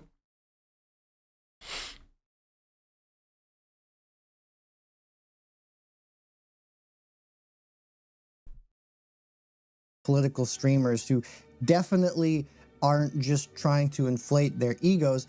Debate and discussion on the internet has felt increasingly more pointless over time. However, I think a lot of the real problem for this is that many people who kind of grow up and evolve on the internet kind of come to see as this sort of rabid, warlike engagement as a means of engaging with politics in a legitimate way. I'm talking about this now because a little while videos. Yeah, I keep seeing people post clips of them. Please do not give me any freaking clips of Isaiah Martin. Right? Him dunking on Trump supporters is like the lowest barrier of entry. You know what I mean? It's the lowest barometer for intelligence. It's not an own to be like, oh look, I dunked on these Trump supporters. Like sick, bro. Ago, I discovered that the game YouTuber Hutch, as in like the guy who did prop hunt videos with sea nanners and folk like a decade ago, real blast from the past, has now kind of shifted almost entirely to being a political content streamer. Credit where credit is due, like I want to give him props for willing to make such a dramatic change to the kind of content that he makes, particularly if he doesn't enjoy doing games anymore. That legitimately takes balls to do in the absolute hellscape that is content creation, and particularly with a noble goal of wanting to educate people and make a better world for the people who inhabit it. Like, genuinely, that is a noble goal. However, as somebody who kind of also grew up on the internet. It's very obvious that I can see that Hutch is a product of this environment, and how he engages in making political content is extremely evident of the fact that his brain has been entirely rotted by this false version of political engagement. If you take a look at his channel, I think you can very much see the kind of content that he is making. This isn't like serious political analysis stuff. Dang. Hutch gets no views. Bro, this is not his 800,000. This is not his 800,000 viewer channel, is it? It is? Man, that's rough. I mean, I get the same amount of views, but like I have like 20,000 subscribers, so like. At his channel, I think you can very much see the kind of content that he is making. This isn't like serious political analysis stuff. This is political content in the most intense word of content. He is engaging with things like making fun of Hassan, including pushing the insane shock collar conspiracy theory. Like, that's kind of my litmus test for if somebody actually has legitimate criticisms of Hassan, is if they believe in the just absolute batshit shock collar gate thing that happened. Hassan, Hassan, Hassan, Hassan. There's so much anti-Hassan stuff in here. Now, I get it. Everybody has to play the thumbnail game on YouTube. Everybody has to do the clickbait thing. But I think once you actually look into a bit more of his content, which I've tried to give a fair shake, you can kind of see that he has become the epitome of this rigid internet mind whose views are not really based on an evolving political scope, but a line that has to be drawn because everybody else that you don't like is seen as hard opposition. Don't get me wrong here. It is entirely reasonable to see things as hard opposition, but it isn't just about seeing people as hard opposition. It's about Hutch fundamentally not having the contextual understanding of the things that he's talking about to be able to give legitimate critique. It doesn't really take long to notice that a lot of the content that he makes for people who are unfortunately online and recognize a lot of the people in these thumbnails is almost entirely targeted at this idea of the far left. They just need their villain. Like they need... I mean, yeah, because Hutch is a loser. And he has no substantive critiques of what he's talking about. You know, it's just that simple. To be the heroes of the story, the downtrodden, the cheated. It plays into this kind of other narrative of like, you know, the noble kind of victim, the noble kind of like victimhood of the online left. It's like a big part of the cultural and political identity that they have. Almost every single time that Hutch comes across something that Hassan says, which is unfortunately frequently, he very rarely gives legitimate deep critique and usually ends up just kind of yelling. The Democratic Party has this profound skill in snatching defeat from the jaws of victory. What is this take? What is this? It's simple. It's the Democratic Party has the profound skill of snatching defeat from the jaws of victory. Like, they have everything set up to a point where they can win, right, and should win. And they, because they're not beholden to actually trying to win, but beholden to what their corporate donors want, they oftentimes fall into the camp of, you know, doing things that are unpopular, losing them votes, and then losing the election because they refuse to actually fix people's material conditions. I thought it was pretty obvious what Hassan was saying.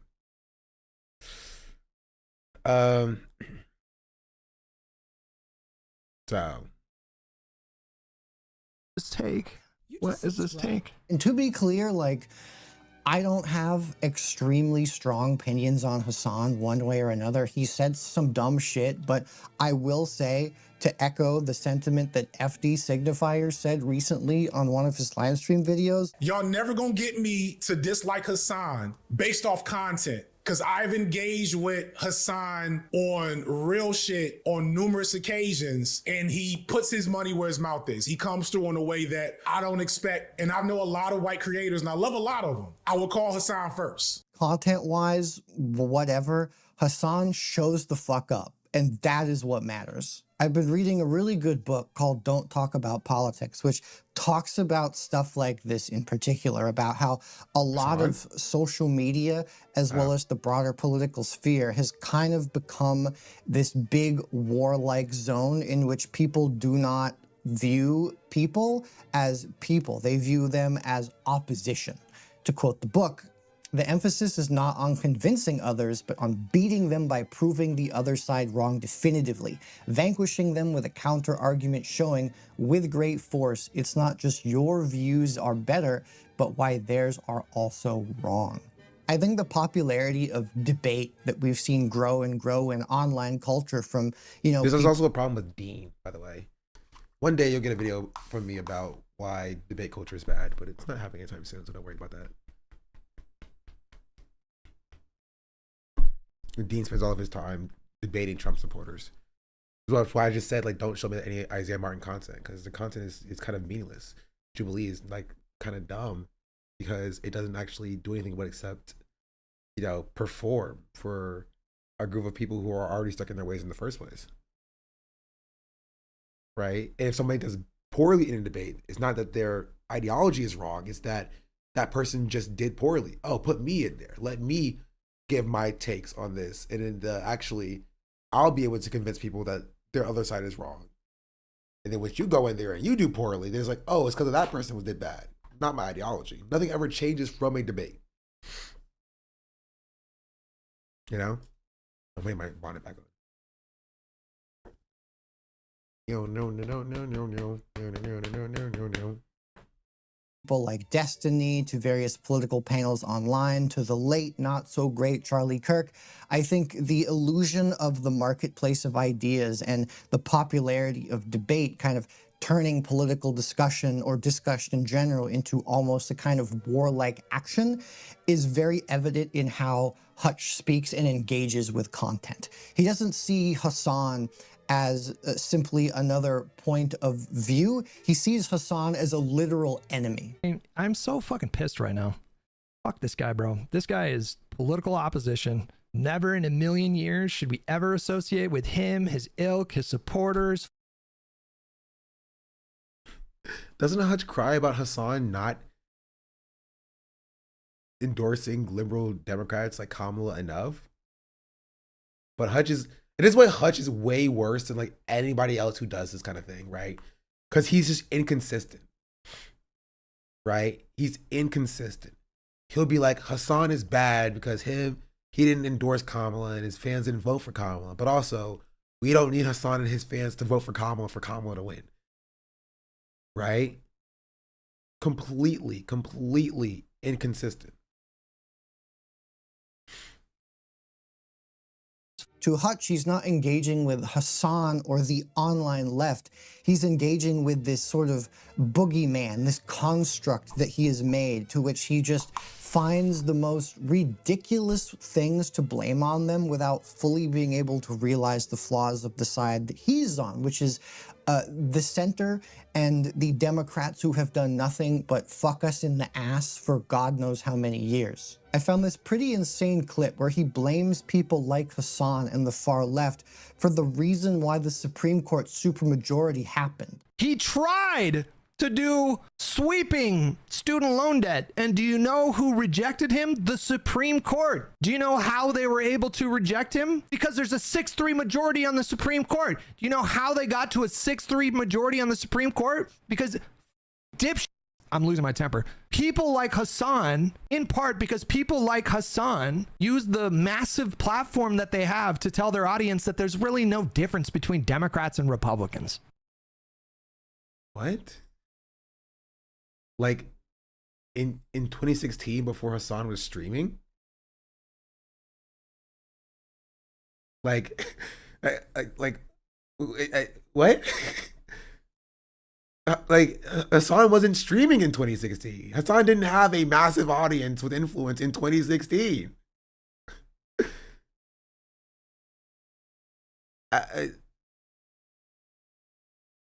So that's already incorrect. 1.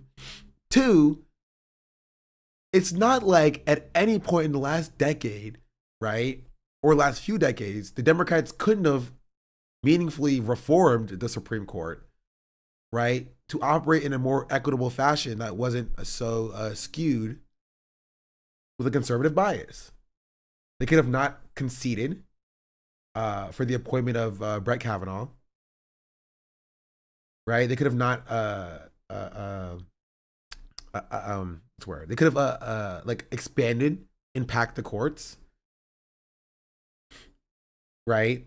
When they had the power to do so, and that's the majority under Obama, right? They could have advocated for doing so, and that probably would have gotten them some votes. They could have won the 2020 election in the first place if they actually stood by or stood behind something like that.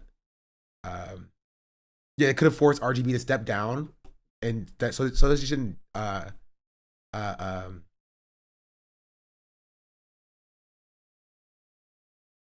Wait, sorry, I think about Dianne Feinstein. I get my old people confused.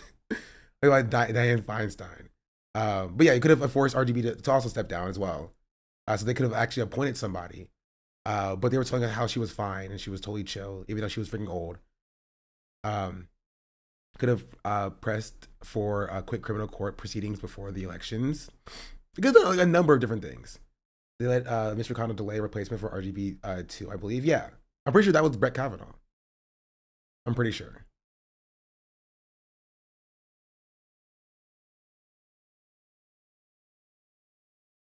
Or that was Amy Coney Barrett. I don't remember. It was one of the two. Those two, it was the whole thing with those two. Why would Hassan do all this? Yeah, why would Hassan do all this? It's all Hassan.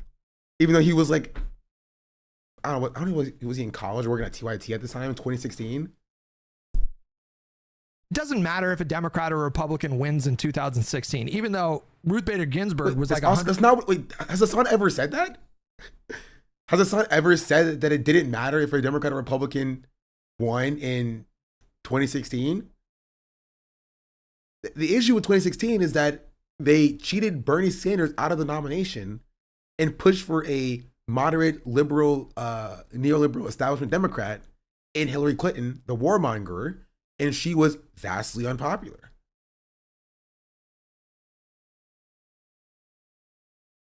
I don't think he ever said it doesn't matter if the Democrats or Republicans win, is that the Democrats oftentimes lose.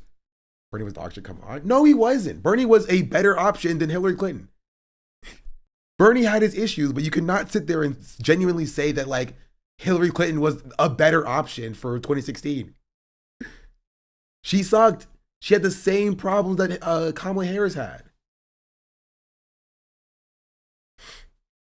Couldn't Biden have done some executive action on student loan debt anyway? He could have. The question is whether or not that would have held in the courts. I was thinking his campaign sucked. Yeah, but he was cheated out of the primary as well. Right? Two things can be true at once. Right? His campaign was had its issues, right? But he was also cheated out of the primary.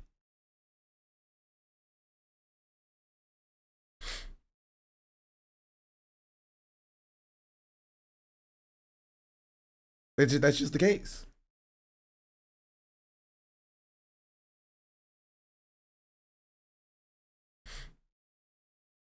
$152 years old, and we all knew there was a serious risk that she wouldn't make it to 2020, and that wasn't enough. Yeah, but why did? Okay, hold on.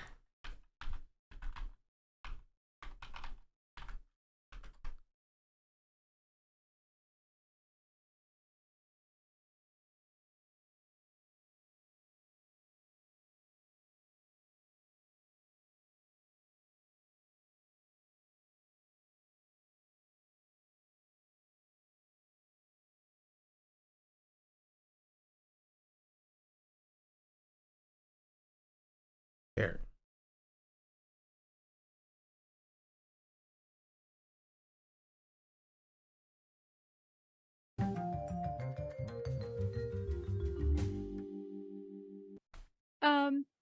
So, you know, every time I talk about Justice Ginsburg, I give a talk or I talk about Okay, this is not what I thought it was.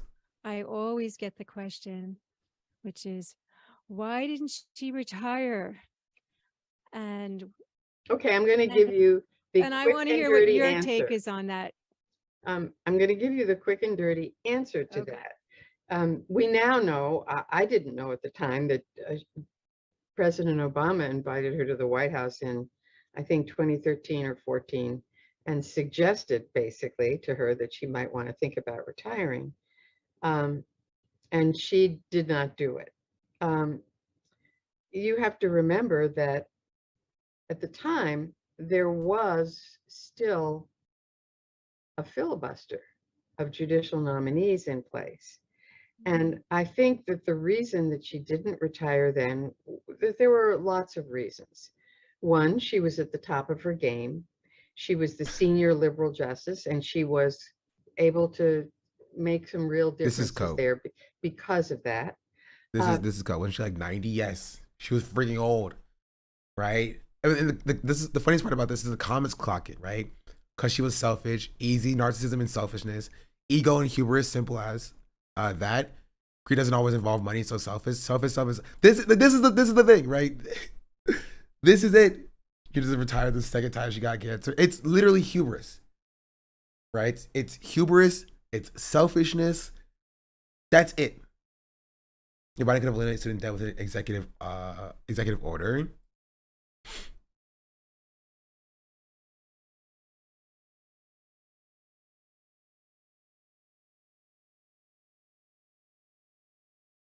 Right? Justice Ginsburg says she'll stay on court as long as she's healthy. Some have called for Justice Ruth Bader Ginsburg to step down in time for President Obama to name her successor, likely upholding the court's ideological balance. But Ginsburg said that her retirement depends on her health and intellect and not who would appoint her successor. This is hubris. I don't know why this is in the Washington court's filings as an article, but yeah, I stand by it. This is hubris. Right? And the Democrats as an establishment, the DNC, should have put unimaginable pressure on Ruth Bader Ginsburg, right? You sit her down, you tell her, we will tarnish your legacy. If you stay on the Supreme Court, we will tarnish your legacy. We will fund articles indicting you. We will fund inquiries into your families and any money or holdings that you may leave behind when you die. We will, essentially, you force her to step down, right? You use your unimaginable leverage to put pressure on her to say, you gotta go, if she refuses to leave. And if she refuses to leave still, you pack the courts around her, right? You expand the Supreme Court around her so that when she does leave, at this point that we're talking about this, Obama had him a super majority.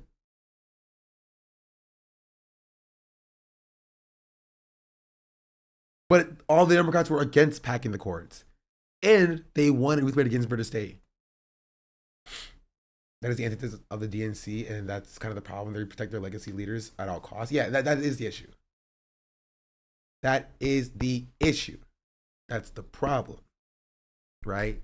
Here's what the Debt Collective said, which I like the Debt Collective. We've worked together before. The courts canceled the damn debt already. With the flick of the pen, Biden could still issue an executive order to cancel student debt, like he promised that he would do, like he has all the power to do. All they have to do is sign a little piece of paper. In August, Biden announced the plan to cancel $10,000 to $20,000 student debt for debtors who earn less than $125,000 a year. Instead of automatically canceling debt for everyone, Biden forced people to apply for relief. In the 2 months between Biden's announcement and the application rollout, several right-wing groups filed lawsuits which would threaten to block the program altogether. Biden still has the power to cancel student debt with a mere flick of the pen using an executive order, despite right-wing's attempts to block the cancellation in courts. The problem with this is that this is also not true. Or this is true, right? But this isn't what Biden promised. Biden didn't just promise to cancel $10,000 to $20,000 for all people making less than $125,000 a year. He promised to cancel all debt, all student debt for everybody making less than $125,000 a year. That was the promise that he made. And I know because I've been consistently rallying about this for years. Biden lied. That's why I was on the fuck Biden train before he even aided and abetted the genocide. Because he lied to me. He said, if you vote for me, I will cancel all student debt for anybody making less than $125,000 a year. All federal student debt. That was the thing. He wrote a Medium article about it. Biden medium student debt cancel.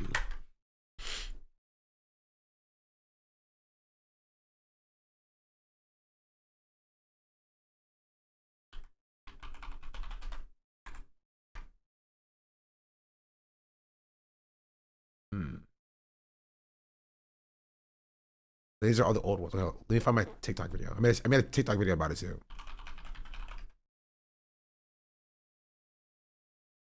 If you try to cancel me, right? Why did I gain the most followers I've ever gained on literally every platform if I got fucking canceled? Maybe that's because this is the first time you made a pro-Trump statement, you stupid fuck. This streamer right here, his name is Los Pollos TV.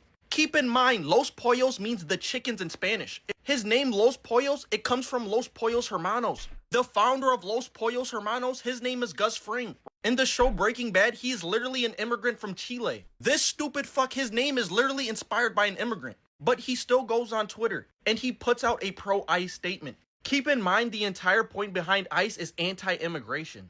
And I want you to keep in mind, he is making this tweet after 2 people lost their lives in Minnesota. This is after 2 ICE agents took their lives for basically no reason. He goes on Twitter and he starts talking crazy. He says, listen fucking carefully, cause this is fucking facts. If you don't want to get hurt or anybody to get hurt, mind your fucking own business. If you disagree with anything in this country, you can protest peacefully. He then says, even though you're wasting your precious time on this earth and it's annoying.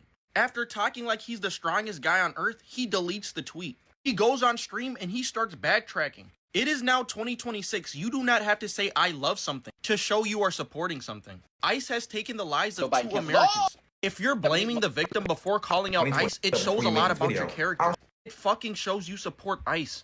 A very similar thing happened with a creator on TikTok. Her name is Hannah Brown. After Charlie Kirk got his life taken in Utah, she drove 12 to 13 hours for his funeral. She did not tell anybody she was going to Charlie Kirk's funeral. She was just caught there in 4K. After she was caught, she made a horrible response video. She said she went to Charlie Kirk's funeral because he did not deserve to die, not because she agreed with him. But just going to Charlie Kirk's funeral, that was her clearly supporting Charlie Kirk. And people started calling her a Charlie Kirk supporter. She almost used to get 100,000 likes on every single post. After going to Charlie Kirk's funeral, she barely averages 40,000. If you try to cancel me, right? Why? LOL.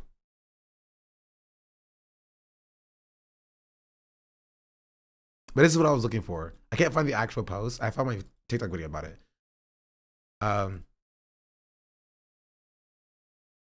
Wait, no, this isn't even it. Oh, what was it? It's so hard to find freaking things on Google nowadays.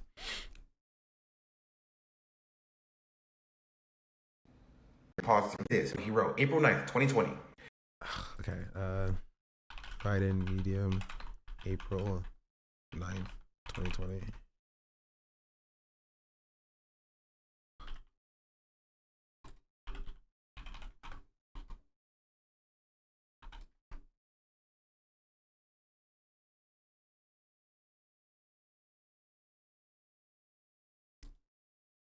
He said this. I'm sure.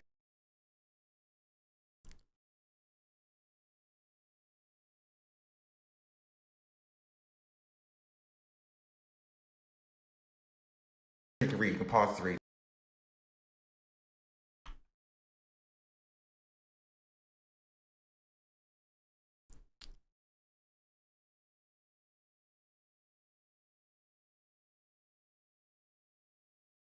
Wait.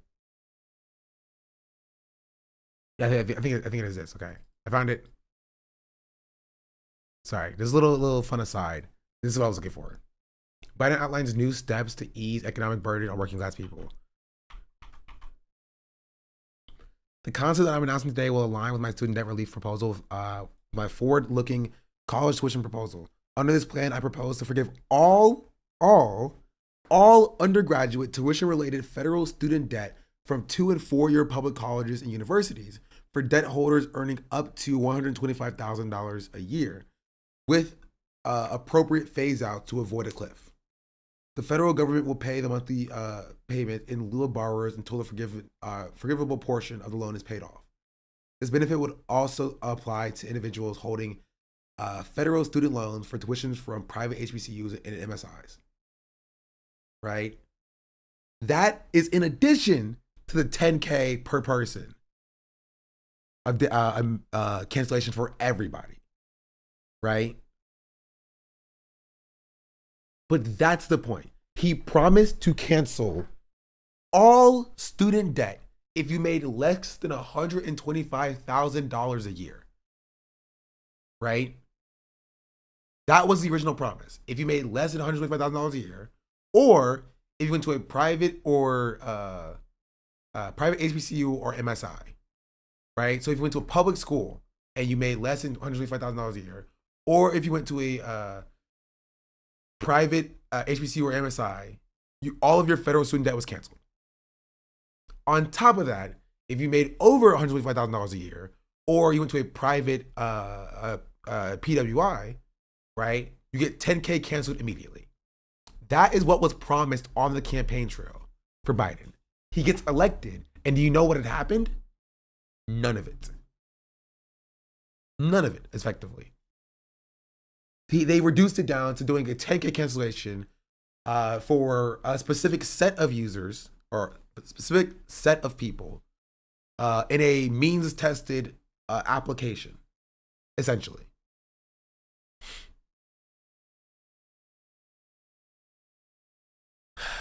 Anyway, that's a long-winded way of just saying that Biden is just a freaking liar. Wins in 2016, even though Ruth Bader Ginsburg was like 152 years old. And we all knew there was a serious risk that she wouldn't make it to 2020. And that wasn't... Which is why she should have stepped down. Why is Hutch putting the blame on Hassan, who at this point is like, what, 25? Right? Making videos at TYT. Instead of, I don't know, the old lady who refuses to leave because of her own hubris. And the Democrats who refuse to force her to leave.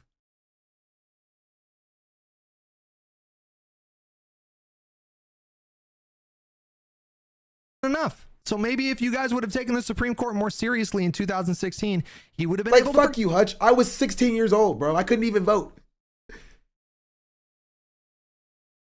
So everything that's happening now is like my fault because I was 16 and I couldn't vote. And the people in power wanted to stay in power. And so they put their own needs above the rest of us. She allegedly was waiting for Hillary to get elected. Yeah, that makes her stupid. Just that's pure hubris. That's pure hubris. She wanted to stay in power a little bit longer. She was like, oh, Hillary's going to win anyway, so I'll just stay until that happens. And then she stayed, right? Hillary lost. And you know what she could have done? She could have retired during Obama's lame duck session. But to be fair, that's like 3 months. So like, there's no shot someone would get approved in 3 months. But it would be possible. That would be a better option than letting Trump just pick the person.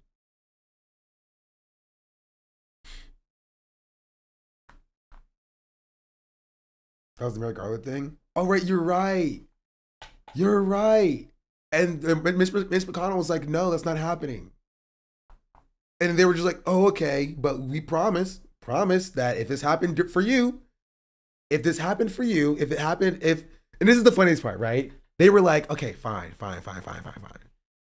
We won't nominate a replacement because it's technically Trump's presidency because during Obama's lame duck session.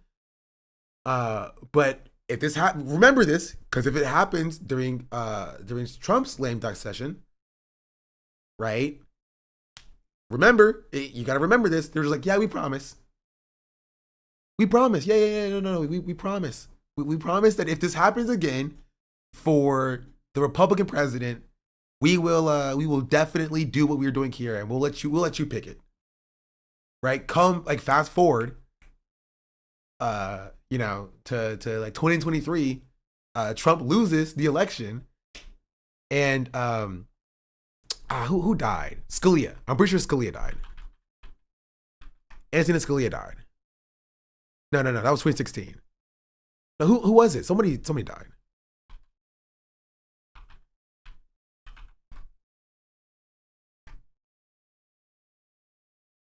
Am I tripping? Ginsburg? No, that was also 2016. I think. No, that was 2020. Oh, I'm getting my years mixed up. You're right. It was 2020. That's what it was. That's what it was. So it was Ginsburg that it was the problem. So Scalia died in 2016, and that was the thing where they were like, okay, well, we'll put the replacement in, but he did die of right before he left office. Yeah. It's been 6 long years. It's fine. Yeah. And so it was Scalia died in 2016 in February. And then Mitch McConnell was like, it doesn't make sense for you to replace or put the replacement in Merrick Garland because it's the last year of your presidency. It should be the next president, right? And then the Democrats were like, oh, that makes sense though. You're right. You're right. It is the last year of his presidency. It should be the next president. But remember this, because if this happens to a Republican, right? Remember this, because if it happens to a Republican, we get to pick it. And they were just like, yeah, for sure. For sure. Yeah, if it happens again, if a Supreme Court justice dies in the last year of a Republican presidency, then yeah, then you'll get to pick it. Yeah, let the voters decide. And then literally 4 years later, right? Ruth Bader Ginsburg died in September of 2020, right? September of 2020. And Democrats were like, see? You have a Republican person as a president, right? It's the last year of his presidency. Let the voters decide. We can't approve of anybody. And they were just like, huh? Did we agree to that? But it actually falls in the legal power of the president to approve the Supreme Court justices, separation of powers and stuff. So like, you can't actually stop us from approving this. Why would the Democrats do that? Why would the Democrats do it? It's so insane. It is the perfect thing to describe the people who still believe the Democrats are a serious political party, because it was the exact same scenario, right? With Scalia dying and with Ruth Bader Ginsburg dying, it was the exact same scenario. Parties swapped that both somehow ended up with us losing a seat. Both of those scenarios ended up with the liberals losing a seat.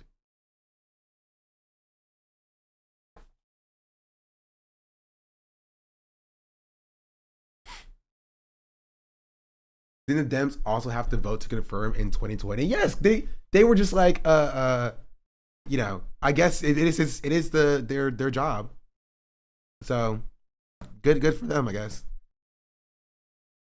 100%. John, a lot of people either didn't live through that or understandably forgot. Yeah, I mean, I got the details mixed up a little bit, right? Because it's something the Democrats don't talk about because it makes them look bad. They like to blame the voters for 2016, but not the fact that they capitulated to the Republicans, letting them confirm a Supreme Court justice when they didn't have the legal right to.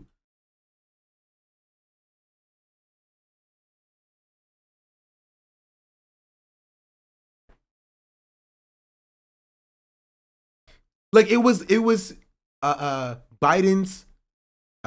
Biden, sorry. It was Obama's legal right to confirm the Supreme Court justice. Right?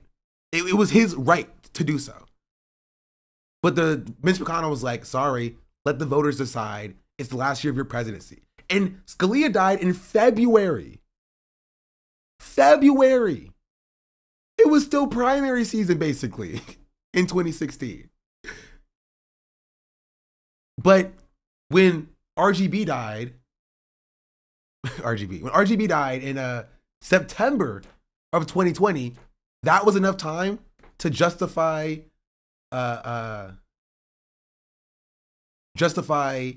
Trump's administration confirming the next person. It's insane. insane.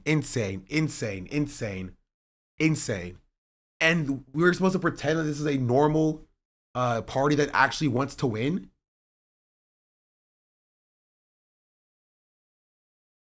And then people blame the leftists for 2016. You say that was the beginning of the end? No, Democrats have been bad for decades. You know, you can say the beginning of the end was the war on terror that the Democrats also co-signed. You know what I mean? Like you can say it was the 90s crime bill that had them ceding ground to like racist policies. This has been a consistent thing for the Democrats. They've always capitulated to right-wing framing on issues. Always. They are literally controlled opposition. There's no other way you can describe that other than controlled opposition. Why you always seem to be like, there's always 5 Democrats or 7 Democrats or 10 Democrats or 12 Democrats. Always the exact number of Democrats you need to get to pass fascist policies. At a certain point, somebody has to ask some questions. You know, at a certain point, somebody has to ask some questions about like, why is that the case? Forgive more student loan debt, but you didn't. So this is the position that we're in. Hutch is completely stuck because of this warlike mentality he has adopted in believing that for some reason focusing on the left is the broad ultimate solution, and not that the Democrats have had complete autonomy this entire time and have just completely misread what the American people actually want and thrown everything into the gutter, is just not something that seems to ever cross his mind. The fact that we fucking lost in 2024 and that Biden did very little over his entire term. Any of the gains that he did make were either temporary or lapsed. And the fact that Trump has been able to do, what, half of Project 2025 over the course of a year of him being in office with less of a majority than Biden has during his term, just for... Yeah, but like, they were doing that violating rules and norms, right? We have to play by the rules. We can't break the rules. That is why Democrats are unserious. You should 100% break the stupid rules to make people's lives better.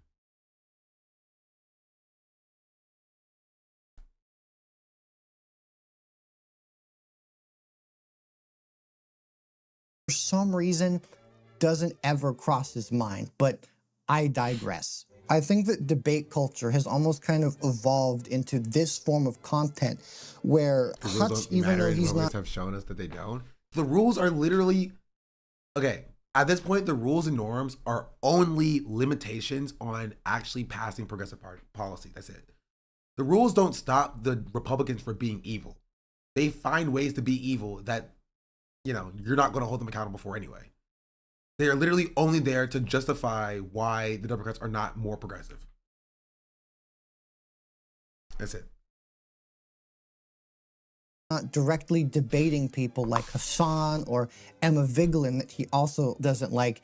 When he makes content, when he talks to his viewers in streams, he tries to almost debate them in the videos and then break down their claims by kind of collapsing all nuance as possible, even if he is entirely unequipped to handle the discussion at hand. Like, there's a really interesting clip that I watched of his video where he thinks that Emma Vigeland got dunked on by MSNBC on this panel where she talks about how the Democrats need to do something else instead of being a bunch of flip-floppy, limp-dicked assholes who don't really do anything besides kowtow to the big tech oligarchy donor foundation that they've built for themselves over the past 10 years or so. And Hutch can only interpret this as her wanting them to be more on the left. He's got 48% strong disapproval. How come the Democratic Party's approval rating is lower as a brand because than of the muddled message that I was just trying to elucidate. So you believe it's because they're not far left enough? No, I believe that there needs to be a different approach to politics here, not building. To be fair, I mean, like, she kind of dodged that, but no, that is what she's saying. She's saying that the Democratic Party is not left enough, and that's why they've lost popularity. Like, yeah, sure. If Democratic Party should address people's material conditions is a more left-wing position, then sure, they are not far left enough. What are we talking about here? What are we talking about here? You want to reduce this down into like a left-right dynamic when it's very simple. The Democrats are losers. They are losing continually. If they want to win, they should do not losing. Oh, you want them to be far left. You want them to be more far left. If that means not losing, then sure. Right? But that's not what they want. They don't want to listen to what Emma is saying here. They want to put Emma in this box of like, okay, she's a far left radical. We shouldn't listen to her. So go ahead and admit it, Emma. Go ahead and say that you're a far left radical. Say it. Say you're a far left radical so we can put you in this box so we don't have to listen to you anymore. That's it. This is why this MSNBC panelist, this is why Hutch is saying like, no, you're just far left. You're just far left. Say you're far left. Say you're far left. Say you're far left, right? Because they want Emma to say that she's far left so they can be like, okay, now get into this box where we don't have to listen to you. Go over there somewhere else. And they get mad when you actually don't say that you're far left and you just try to explain what good policy is because they can't put you in that box. You know? Yeah, far left says what? And I think she's probably obfuscating a little bit here and avoiding that conclusion. Obviously, people like me and people like Emma think it would be great for them to be more left. But in the context of this discussion, it isn't even about them being more left. It's about them having any balls to do any of the stuff that they legitimately said that they were going to do in the first place. Like, they gave up on $15 minimum wage. True. They did nothing to address affordability. Once again, they're in the process of throwing trans people under the bus. Like, I just genuinely don't know how you can look at the fact that Trump won and so many people neglected to not vote and see that as an issue of the far left not sucking off the Democrats enough, but instead that the Democrats, like, just have lost the faith of the public because they're endlessly trying to push this garbage centrism that nobody actually wants. To speak on the trans thing for a little bit as well, there's another video that I watched where Hutch gets extremely mad at Hassan saying something along the lines of things wouldn't really be that much better for trans people under Kamala if she won as opposed to Trump right now. He's going to tell you that, and by the way, this is a wrong statement that he's going to deliver, but don't you think things would be better for trans people right now if Kamala Harris, after making concessions about transphobia and leaning into anti-trans narratives, if she had won, don't you think things would be better for trans people as opposed to right now? What an insane thing to say. That is crazy because they validated people's concerns when it came to trans girls in sports. That's all they did.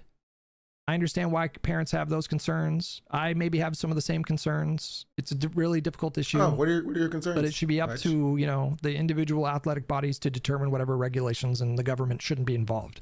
He also says this, which I find to be absolutely hilarious. If you want better outcomes for trans people, I believe you have a moral obligation to dunk on Hassan every time he says stupid shit like this. You are morally obligated to call this out. Unironically, some of the best trans advocacy you can do is debunking Hassan Piker claims about like the Democratic Party.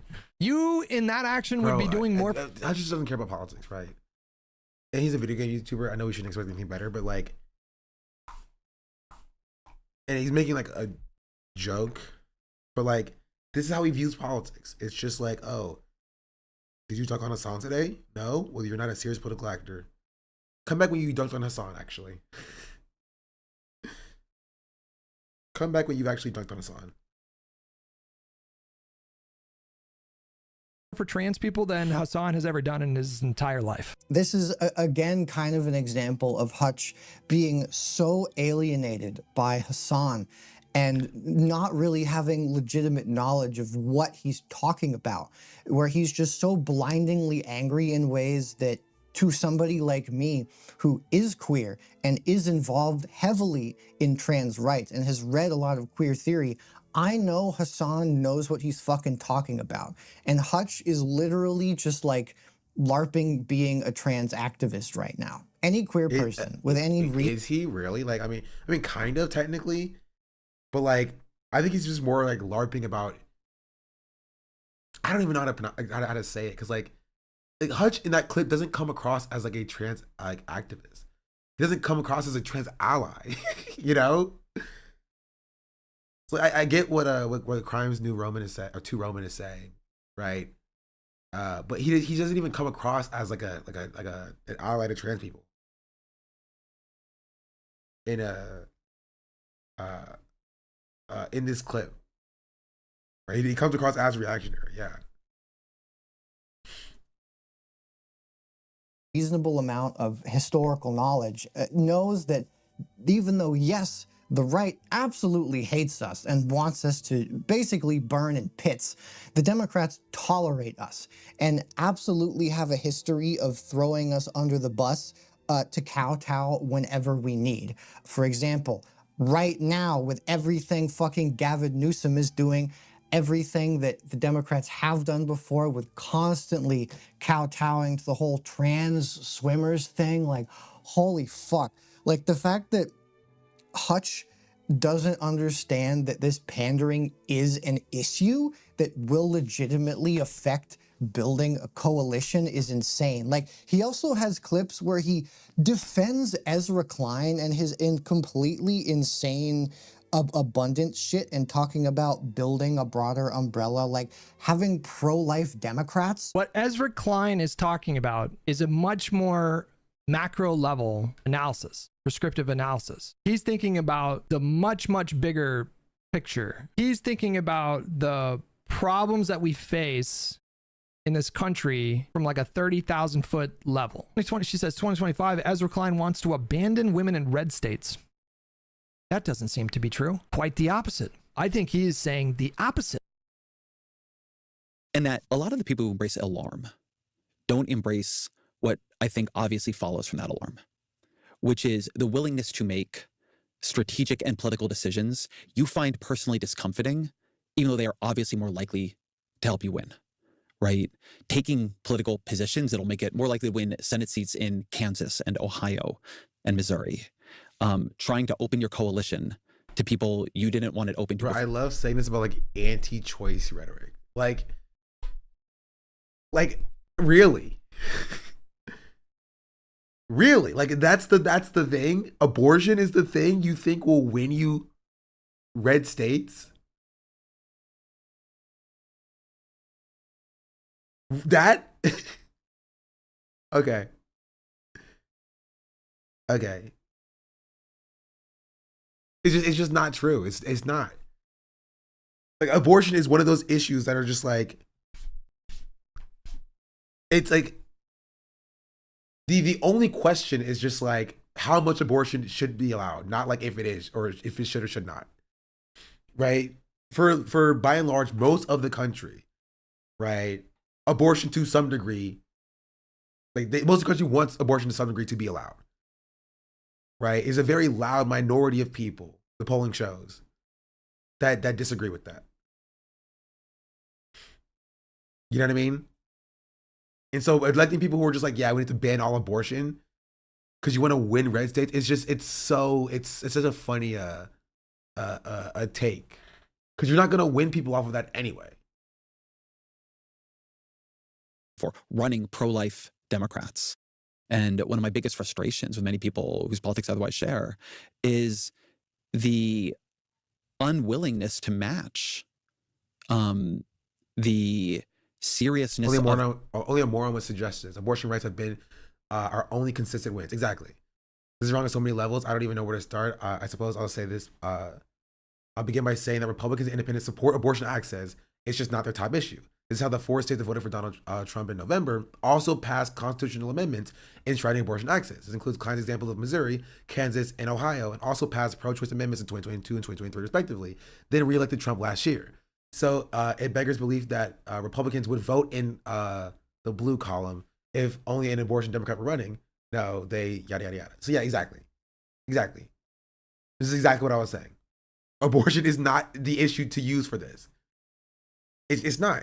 Like people in red states will vote to codify abortion. They will. Right? Because we know conservative white women also get abortions. Conservative men force their wives to get abortions.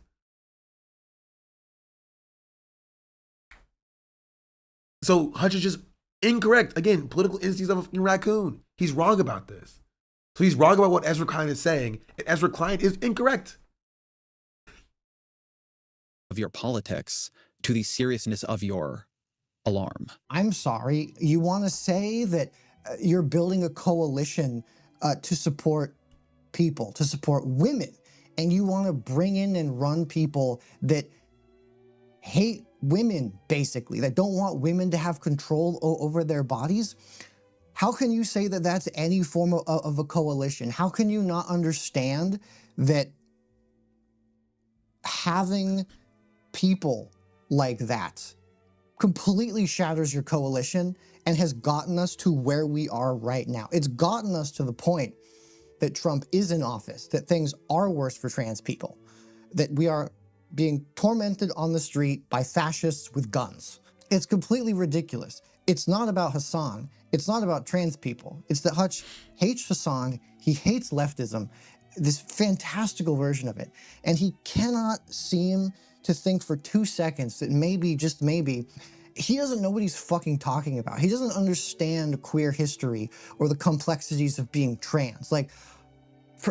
Oh my God, if you're unfamiliar with this, like, a great book to get into this for anybody, including Hutch, if you somehow found this, like Queer Then and Now, a great compilation of really important speeches from important activists, like incredibly good, accessible, yet challenging stuff to make you understand this. Like, on the most basic level, yes, things would be better under Kamala. But you know what?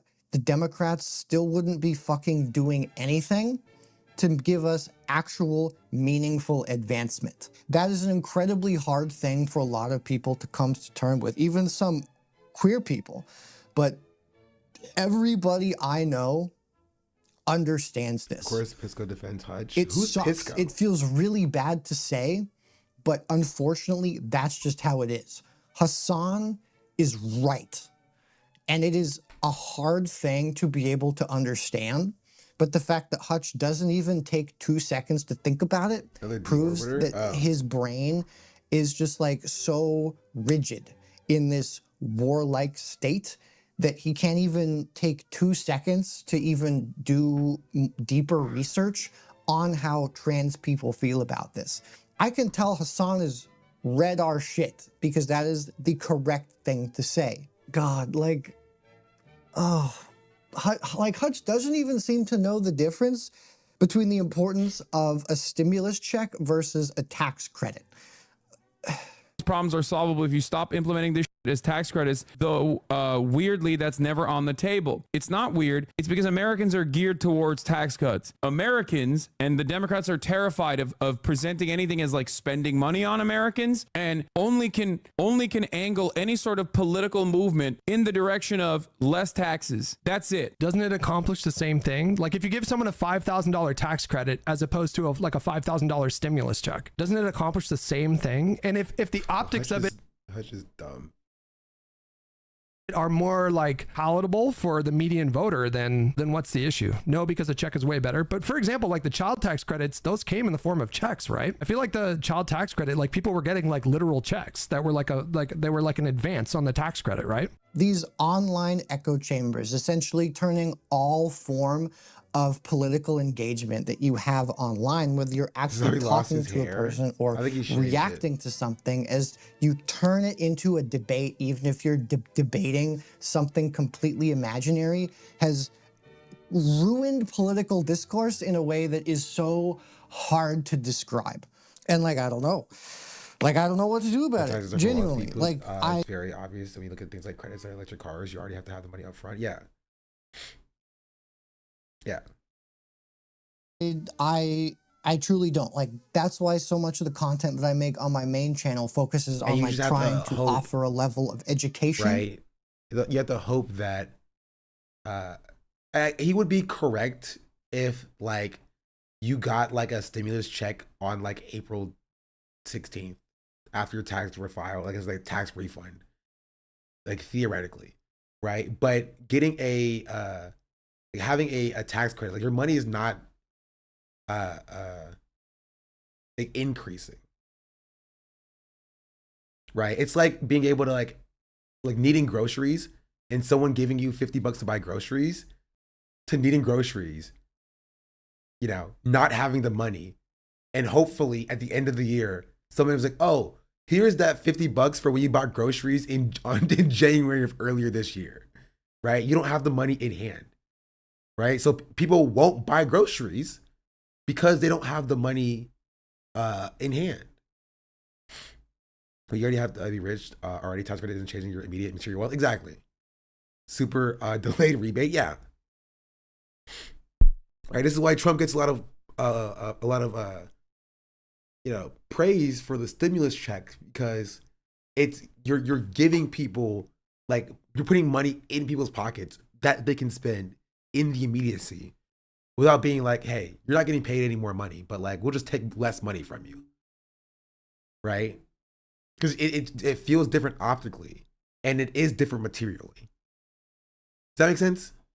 It feels different optically and it is different materially. It feels like, okay, well, the government is taking money from me and they're just taking less money from me. So it feels like they're still taking money from you. So they're still taking from you, right?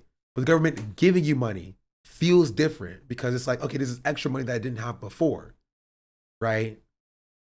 I can actually use that money to spend stuff. And the timing of when that money comes, it's extra money that they didn't have before coming into their pockets. And so for somebody who has $0 in their bank account, a tax credit is not helpful to them because, you know, they don't have any more money to spend in their bank account. But a $5,000 stimulus check, right, is helpful to them because now they have $5,000 to spend on stuff. And so it's just different for a number of different reasons. You know? And this is why, like, you have companies that do a kind of like a price matching versus just like just cutting down the price kind of thing. This is why he made sure to put his signature on it, like Mafia giving out supplies and holiday meals during holidays. Yeah, exactly. Americans hear the word tax and then the word credit, and Americans hate taxes because it does know a material uplifting, and hear the word credit and attach to it and get excited. So I think a lot of Americans just don't know the difference. Counting the number of times I had to explain tax credits, progressive tax rates, etc. to other well-educated professionals is staggering. The tax system is made to be confusing, right? It's made to be confusing. But it's also, there's a reason why they do tax credits instead of like stimulus checks in the first place. Notice how many people stopped talking about the handouts after stimulus checks were given? No, they still did. They still did, but they did it differently. They took their own stimulus check and they were like, yeah, but those blacks are going to spend it on Jordans and stuff. But they took it themselves and they put it in their pocket, you know? I love it because also, I didn't see any of the stimulus money. I didn't get a check, chat. Everybody got a check except for me. I was a poor little college student. Didn't even get a check. Why not? I didn't qualify for it. It was something I just didn't qualify for. So no stimmy for me. I remember getting 3. All right, don't need to flex on me like that. I didn't qualify either. Yo, welcome to the club. Trying to offer a level of context and historical knowledge. I will say, can you be claimed as a dependent? I disqualified for any state. Oh yeah, it was that. My parents were claiming me as a dependent. That's what it was. But the upside is because of I think care. Through my school, I was able to basically get a reimbursement for supplies needed to do online classes. So I bought a 4K webcam because I needed a webcam to do my online classes. They approved it, so.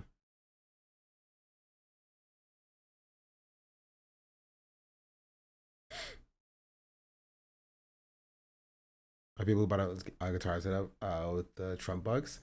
They bought him a lot of favor. Yeah, I took his stimmy and refused. I resumed disliking him. Now imagine if the Democrats did it. Imagine if for the 4 freaking years we had Biden, he was like, you know what? We're doing that now. Everybody gets a stimmy, $2K a month. Everybody.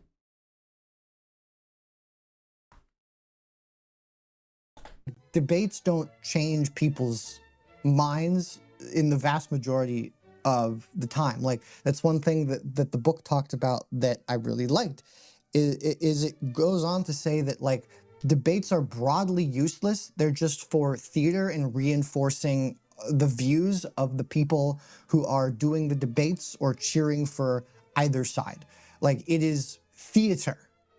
Like, that's what it is. That's what Hutch is doing. He is doing theater. If anybody wants to do legitimate political action, like, this is not it. Like, you can talk about politics in a meaningful way, but unless you're actually going out, you're doing stuff in your community, you are engaging in action, you are supporting people, like, you are not doing politics. Voting is incredibly important, absolutely, but if you're not doing stuff for people and engaging in things and educating yourself, you are not doing politics. Like, it's so complicated, and the world has made engaging in politics so unbelievably dense and hard, and this culture that we've made has amplified that to be so incredibly confusing and polarizing that, like, no fucking wonder Hutch exists as he does. And for the record, I don't think it's possible to sing Kumbaya with everybody around the campfire.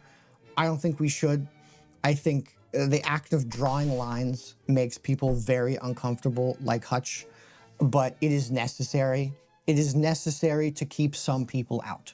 Straight up, 100%. Like, can you work on changing those people's minds? Abso-fucking-lutely.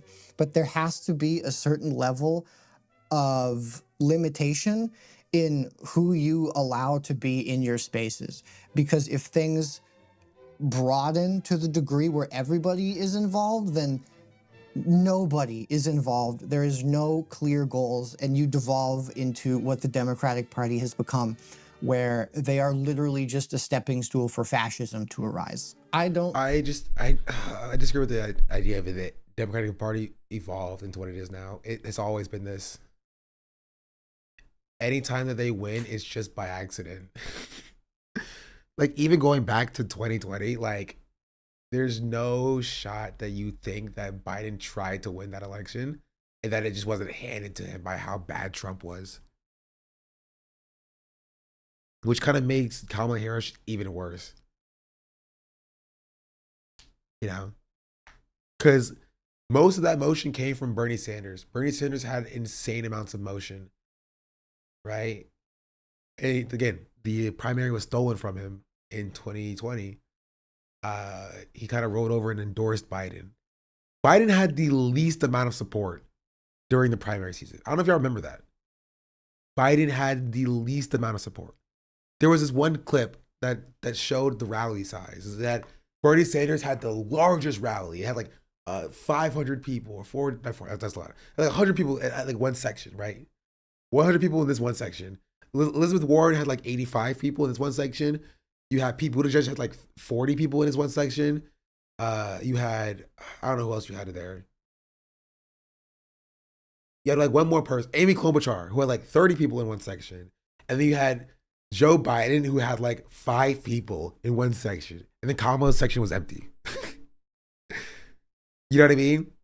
And people were like, yeah, we're riding with Biden. That's right. Woo, Biden. It was like 5 people there. And then that was like, I think it was like the week before the Iowa caucus. I want to see if I can find that video. I keep referencing it. It's so funny. Let's see. Before 2020. Again, it's about before. Say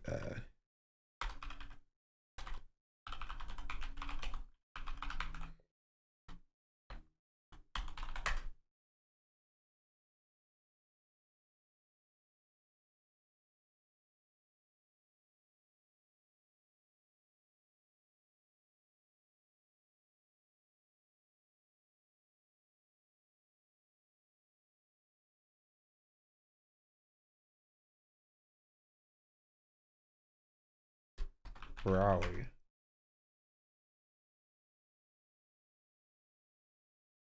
Looking for the rally. I can't find it.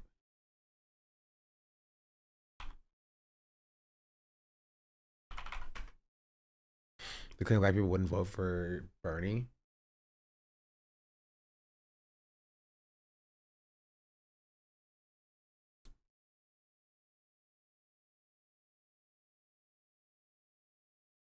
Finding his specific individual video is kind of crazy.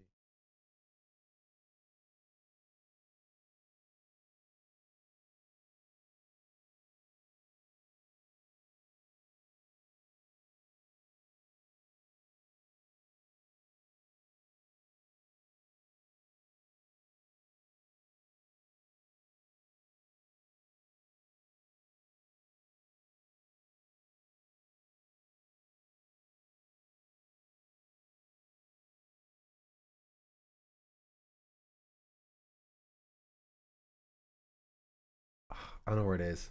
I can't find it. I'll see if I can look for it later on. Anti-SBK video just dropped. We'll look at it a little bit later. We're almost done with this. Let's finish this up. I think Hutch is a bad person. I just think he is very much a victim of this incredibly toxic mentality that has poisoned so many minds on the internet. I think him growing up on the internet absolutely did not help things. And I think that seeing him basically spend his entire time digging his heels into a reality that just straight up does not exist due to the state that we live in now is just like, it's just like really unfortunate to watch because he has all these good intentions, but he has genuinely no idea what he's talking about. And it really fucking sucks to see somebody who could be working on themselves and doing good and using this big platform that they had and taking this risk to become somebody more focused on the real issues of our time, using that platform to endlessly talk about and try to reify the exact same things that got us into this place to begin with, while engaging in rhetorical tactics and content structures that are detrimental to the future of just me neither. I too do not believe Hutch has good intentions. Political engagement and getting people to realize that we need something else. I do not know if there is a way out of this.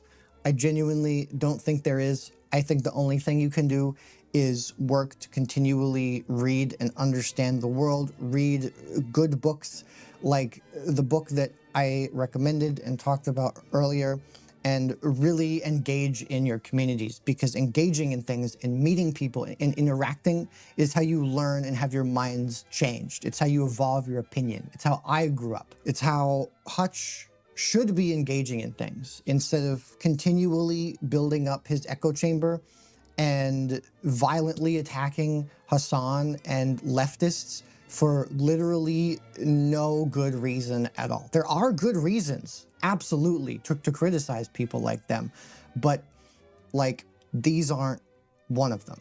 I know at the very least, you, dear viewer, can think about how you engage with stuff and how you want to engage with stuff, and hopefully realize that doing what Hutch is doing only serves to make you feel like the specialist, goodest boy in your opinions. And you deserve better than that. You deserve to have meaningful criticism. You deserve to think about what you do, how you think, how you live your life, what kinds of interactions you have with people, and understand that doing something like this isn't healthy and meaningful. It's not bringing change. It's not making you happier. It's not moving the dial in any meaningful way. So please, I beg of you, don't engage in politics like Hutch. It is not good. It is not productive. It is only there for content farming and making you feel like you're a special, cool little guy who has for sure all the right opinions that definitely don't get completely and get their shit kicked around by just opening the news for 2 seconds. Anyways, that's been me, John Politics.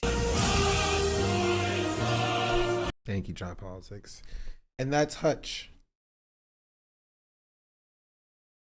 I think Hutch sucks. And he's irredeemable, in my opinion. And he's stupid. I still don't know who Hutch is. Don't worry about it then. Don't worry about it. He has the political instincts of a mongoose. So nobody should ever know who he is or listen to him because I think he's stupid. But that's just how I feel. Personally. Yeah,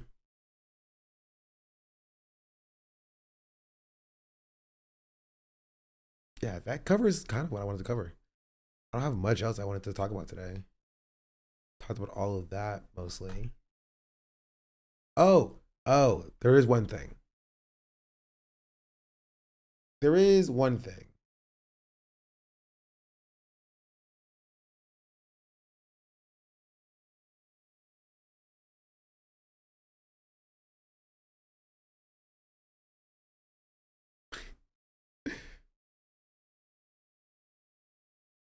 This was the funny tweet. I thought this tweet was funny. Okay, I'm a fan of this tweet.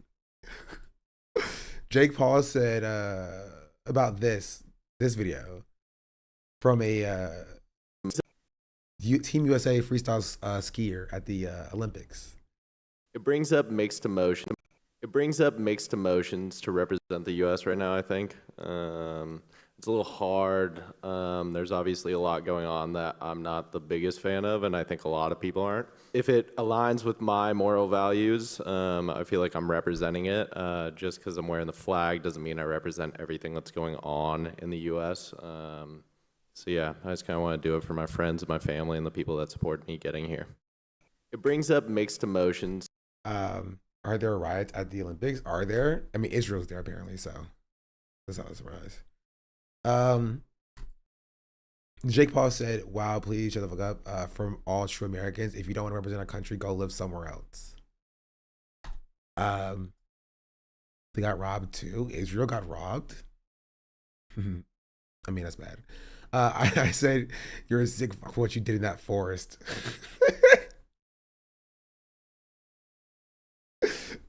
I thought it was funny. That was good. Thank you. Thank you. Yes, we made a counter Olympics made by popular gyms, the riots. When an Israeli athlete department got robbed when he was out. Sorry. It's bad. I'm against that. Dude was typing because his jaw is wired shut. True. He can still tweet with a broken jaw. Breaking chaos in Milan right now. Anti-Olympic demonstrators went on a full riot outside of San Siro. Hooded crowd launched flares, fireworks directly at police lines and journalists. A reporter got hit point blank. You can hear the screams of agony in the clip.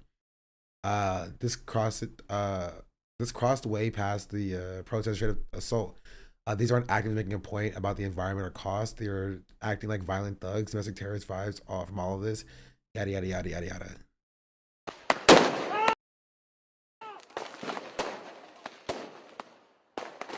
Is it over climate? Hey, I ain't climate protests for moving like that no more. Climate protests used to be throwing paint around and stuff, bro. They moving crazy. They moving kind of crazy nowadays. You're not just sending for the video. Is this how they protest in Europe? Yeah, it is. That's false. The protest was the opposite side of the city where I was. It wasn't like that all the time, so don't worry. Listen, I'm not saying anything about it. Listen. The U.S. Olympic team had ICE as an escort, unless they canceled it. Really? Chris Smalls is there at the Olympics? What is he doing? Is he doing snowboarding? Gives me the vibes of a snowboarder. Anyway, Jake Paul tweet was kind of funny. I liked it. This is a tweet about Miskiv, because Miskiv got banned apparently on Twitch. Oh, this is 24/7 channel. It's not even his real channel. It's a 24/7 channel. And he said, I got banned because I denounced ICE and said that the government is in shambles. People need to wake up to what ICE is doing, ripping families apart and taking people away from their futures and growth. I won't stop. I'm going to continue talking about this here live. Was he banned on Twitch already? Yeah, this is 24/7 channel. Right? So this is like, it shows like all of his content 24/7. And I got banned for something. I don't know what I got banned for. Not he didn't get banned for talking about ICE. You know what I mean? First true left-wing grifter. Channel actually got banned because it had kick URL in the title. Yeah. I mean, correct take with this dude is a rapist. No, it's not even, this is not even a correct take because he doesn't believe this. He's grifting. He's saying this to grift. He's also not even left-wing grifting. He's anti-Emiru grifting. Because Emiru got called out for what she said about ICE. He's like, okay, I need to take the contrarian position. And it arrives him here. That's what I said this. I said, Miss has this uncanny ability to make himself the worst person in every scenario, like STFU. I said, like, Emiru fucking up does not make her not a victim of your abuse, and you grifting off of this shows you don't actually care about ICE. Not that I ever thought you did. Please go crawl back under whatever rock you came from. We will all be better off. You know, what did you say about ICE? We covered it yesterday. So you can check the VOD from yesterday or wait till tomorrow. I'll have a video up tomorrow about it. Right? She basically was just like, she was just like, I don't talk about politics. I don't know what's going on. If you get your politics from streamers, you know, who cares or whatever. You're a loser. You need to log off or something like that, right? And then I saw Connor talk about it, and he had to take that I disagree with as well. I saw Wake talk about it too, and I agree with Wake's opinion more than Connor's, but I still disagree with it too. It was basically just Connor of pants, yes. She can both be a victim and problematic, yes. It was from this account because it's called Throwaway, and I remember the name.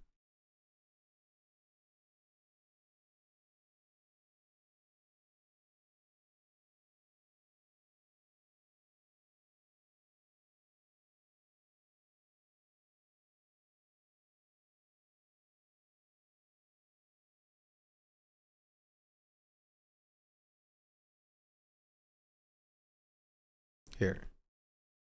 Because her mother asked a question about ICE. He cooked her.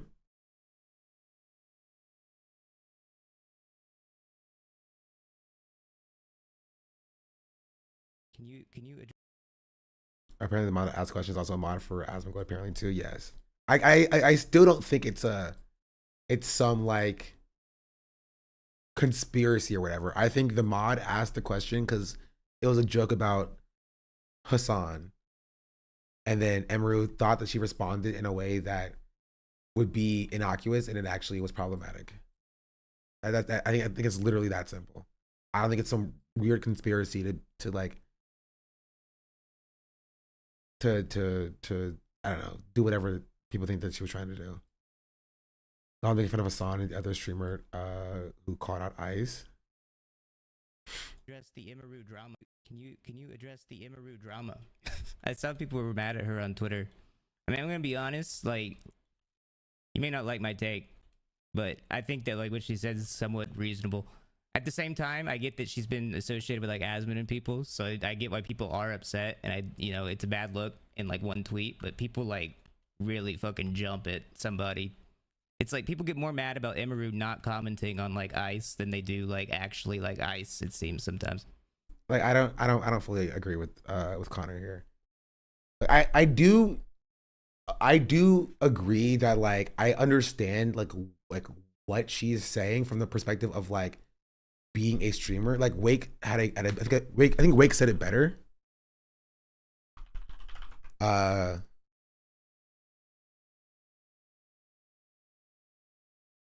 Here, but you see someone made a video compilation of Emiru and Asma hanging out with Rich Campbell in private. Yeah, I saw that. That's not a surprise. But here, I'll continue this. They're defending their homie. It's obvious. I don't think that's the case.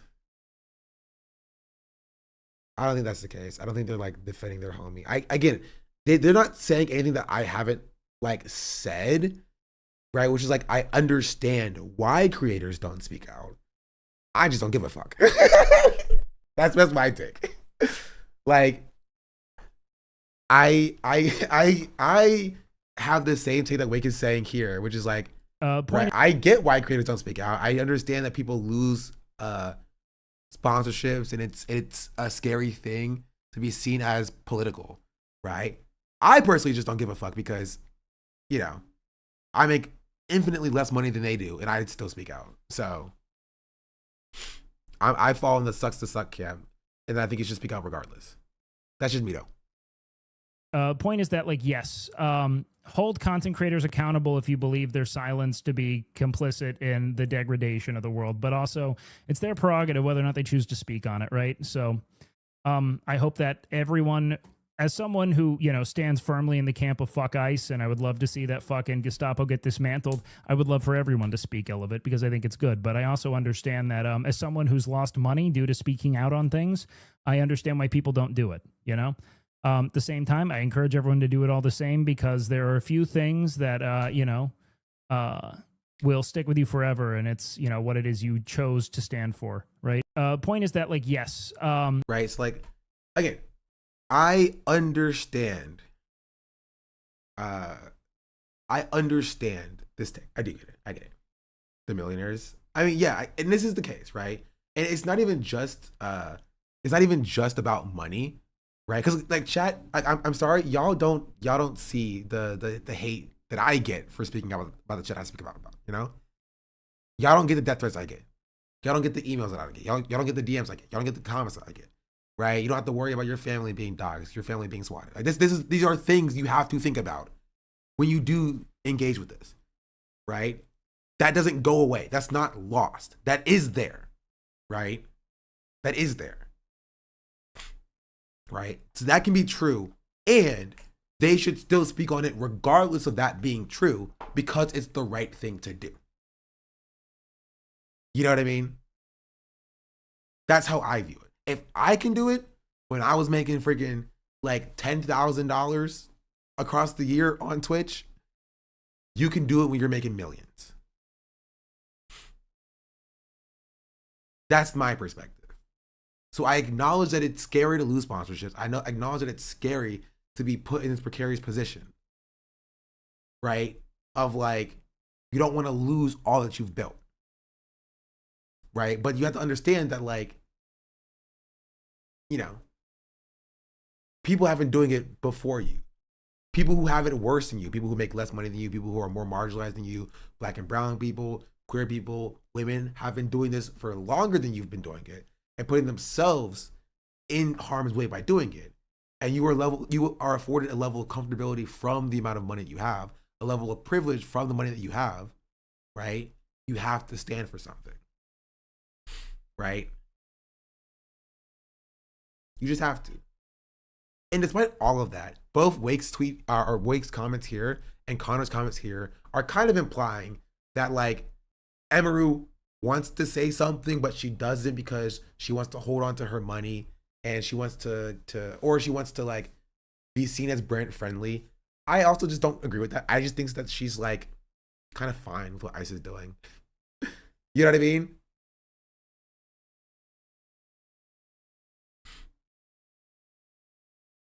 They wasn't saying that's valid though. What do you mean?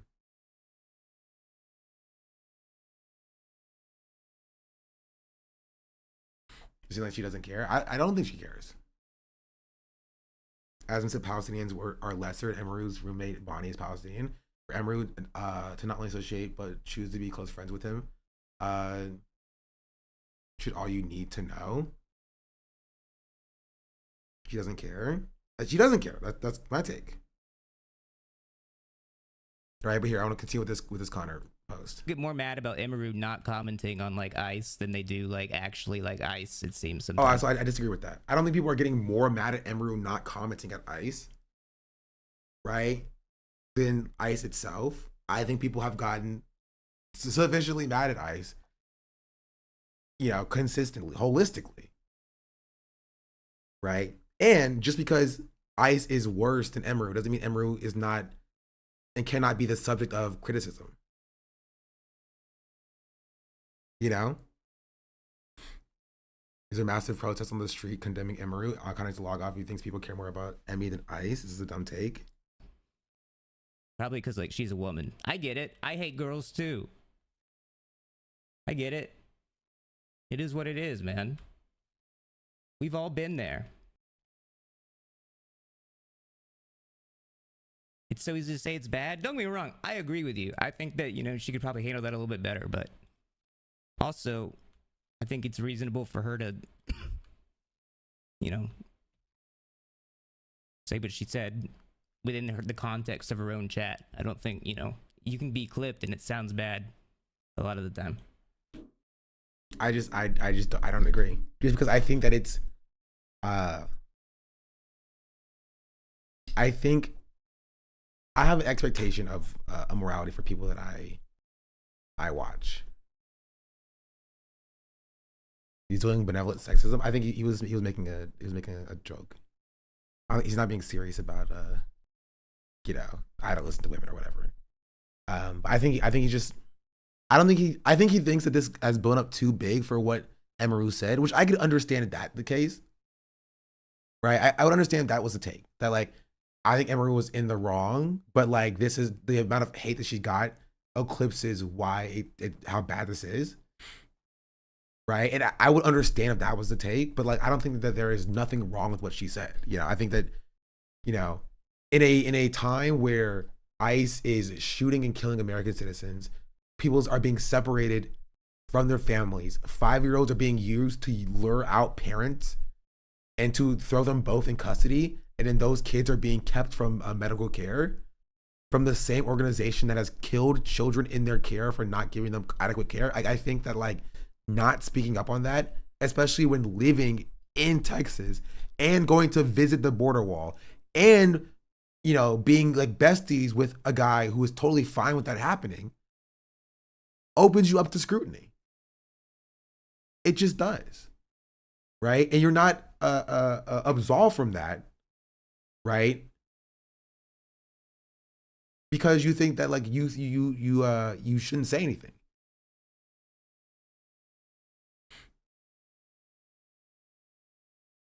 That's just the case. I understand why he thinks that she doesn't deserve to be harassed, but doesn't excuse the fact that she should have better morals. Yeah, and not all criticism is harassment, right? Could this be more attention than her statement deserves? Sure. I'm willing to engage with that argument, right? If that was the argument being made, I am willing to engage with that. Is the fact that this is getting so much attention when Asmongold is right there partially due to the fact that she's a woman? For sure. Yeah. I think that is a fair thing that we can talk about. You know what I mean? The argument falls apart when you're besties with Asmongold and Tectone. I think that there could, misogyny is pervasive, right? It is pervasive.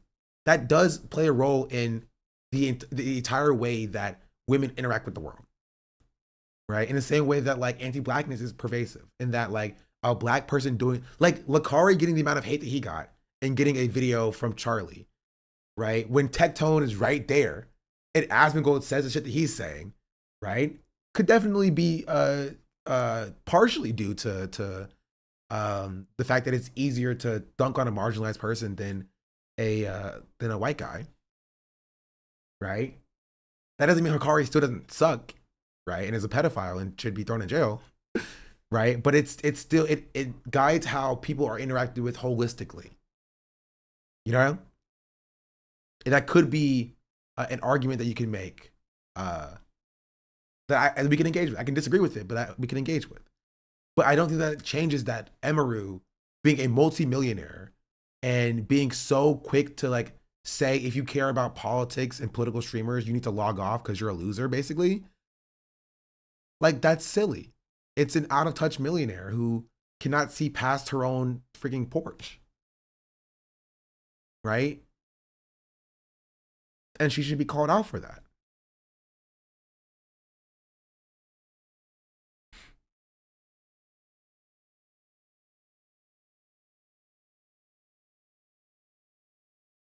You know? So I understand what Connor is saying here. And I understand what Wake is saying here. Right? But like I just like I don't accept it. If you are a human being, and take the genocide.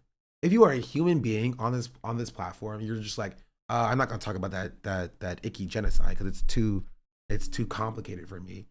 Go offline, log off if you care about what people have to say about that. Like, I'd be like, no, that's unacceptable. Right? It's morally abhorrent, and you should say that.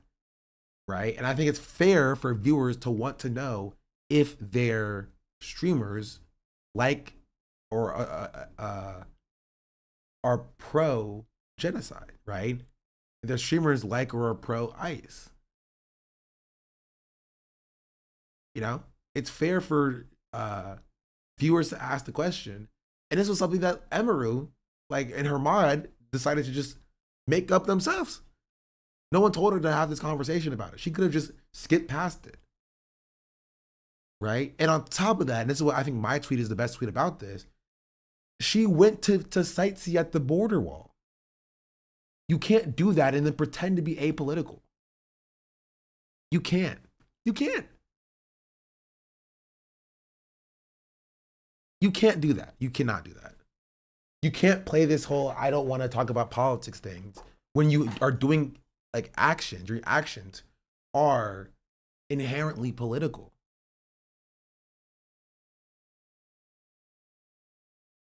That's just not the case.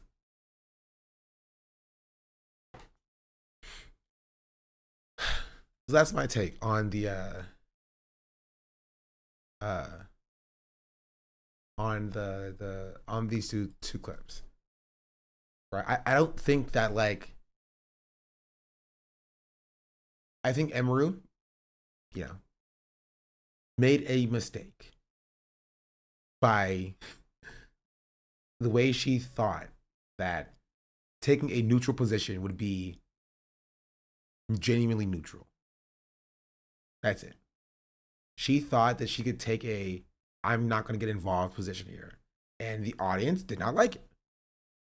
Right? As a streamer, a content creator who's publicly facing, you are paid by the audience. The audience signs your checks, essentially. That comes with positives and negatives. That comes from people viewing you positively and people viewing you negatively. Right? And she said something that people viewed negatively and people reacted to it. It's that simple. It's that simple. And that's an L that she has to take. So does anybody have Asmongold defending Emiru? I think I saw it somewhere as well.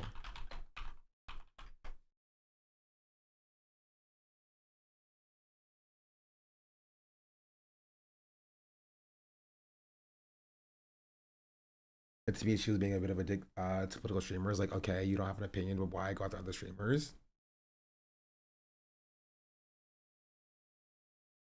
It's like, Emmy, yeah, a lot of people were getting mad at Emmy for not wanting to comment on politics. I'll talk about that later on. I want to talk about it right now. But yeah, I did see that. It's just stupid. It's of course, right, the usual suspects, right? The same usual hostile, aggressive bullies on the internet. It's like you're easy. Oh, what a pussy, bro. What a bitch. What happened? It literally is just it's soy right. He's like, oh, it's all the hostile, aggressive bullies. Like, dog, you're a fucking Nazi. What are we talking about here? What are you talking about here? It's like, oh, you're so mean to us. You're so mean. When he's like out here saying slurs. Bro is totally fine with saying slurs. You can drop slurs on the timeline. It's like, oh, you're so mean, man. Why are you guys such bullies to us? You just let us be fascists over here in peace. Why you won't let me be a fascist? Why don't you let me be a fascist, bro? Please let me be a fascist. Either with us or you're against us. You either have to tell us our opinion back to us, or we attack you as if you have the opposite one, which is bullshit. They're assholes. They're terrible people. And I don't know why anybody really... I don't see how people that do that can think that they're in the right at all. I don't. But it's very so it's funny. If you know Asmongold, the bravado that he has when he's like dunking on like the woke lefties, he's like, yeah, based, yeah, we should kill them all. And then it's like, well, people are being kind of mean to my friend Emiru, and I don't know if I really like that very much. They just they want people to be like, oh, I'm against the bad things, but like, what if I'm not against the bad things, you know? And then they'll just bully you and stuff. Like two days ago, he's talking about like how you should run over protesters because they stayed in the streets, and that the ICE just use lethal force against people because they deserve it or something. You know what I mean? very frustrating for me to see something like that, especially whenever it's someone who's not even involved. Like I don't think if it frustrates Asmon, I think it just keep happening. Legitimately, if it frustrates Asmongold, I think it just keep happening. Like, these are the people that say that, well, nothing is politics if it's my opinion, but anything that you agree with isn't politics. I find this to be very problematic. I don't like it at all. And she's not political streamer. Problematic. No. Oh no. She's not even involved in that at all. Like, she has nothing to do with that. And you've got to keep in mind, the reason why a lot of people don't talk about politics is it's because they don't want to seem uneducated or like get their opinion out there. Like, I mean, Emmy's a big streamer, right? Why do you want to use your platform to talk about something that you're not informed about? And so really, I mean, if somebody doesn't feel comfortable talking about something, then anybody who's trying to bully them into talking about it really doesn't actually want them to talk about it. What they want is for that person to agree with them and then repeat their opinion. I have to contextualize this. The opinion is that the Nazi Gestapo are bad. The fascist and crypto-fascist secret police force that is unaccountable en masse that are killing American citizens is not good. Like, yeah, I think that it's fine for you to try to get these people to say their opinions, right? If you have an inkling, like if you have an inkling that somebody is like a part of the Klan, I think it's fine to be like, hey, are you a part of the Klan? I heard you're a part of the Klan. Heard you visited to see the border wall. Where'd you hear that from, Chatter? I'm curious.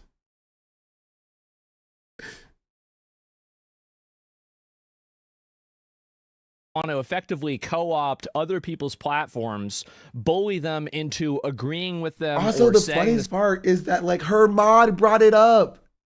Why are they acting like this was us? It was her mod.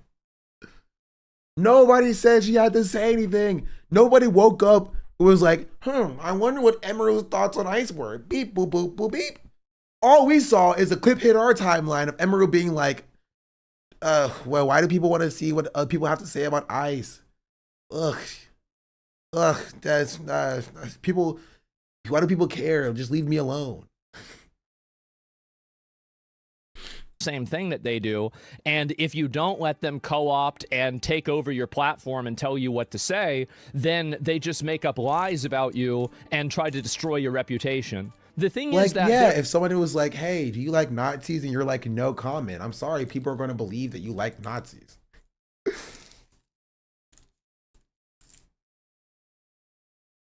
Is that, I don't think that's a crazy thing either. If somebody came in here and was like, hey, I heard you like Nazis, is that true? First of all, I'd be like, where did you hear that from? That feels like a setup. And secondly, I'd be like, no, it's fuck Nazis all day, every day. Nazis can get the... And that's it. You know? It wouldn't be crazy because I am against Nazis. Nazis are bad. They're not good. Right? And so, because Emiru's response is the question of like, what are your thoughts on ICE? Is like, why do people keep wanting to hear politics from non-political streamers, bro? Bro, I don't know anything about this ICE stuff, right? It shows that she's uneducated on the topic, which, you know, shows her privilege, which causes people to not want to interact with her anyway. Because she's a multimillionaire who can't even see past her front porch, basically. She can't even turn on the news. She can't turn on, you know, she can't open up any social media app and see things that are happening at all. Multimillionaire. And that frustrates people. Right? It's not the fact that she doesn't want to talk about politics. It's the fact that she's willingly ignorant, right, about what's going on in the world, and that her money has isolated her from the consequences of society, right? And what the rest of us have to deal with, and that frustrates people. See with Asmund? No, it's different for Asmund. Asmongold is just, he's not willfully ignorant. Asmongold is a propagandist.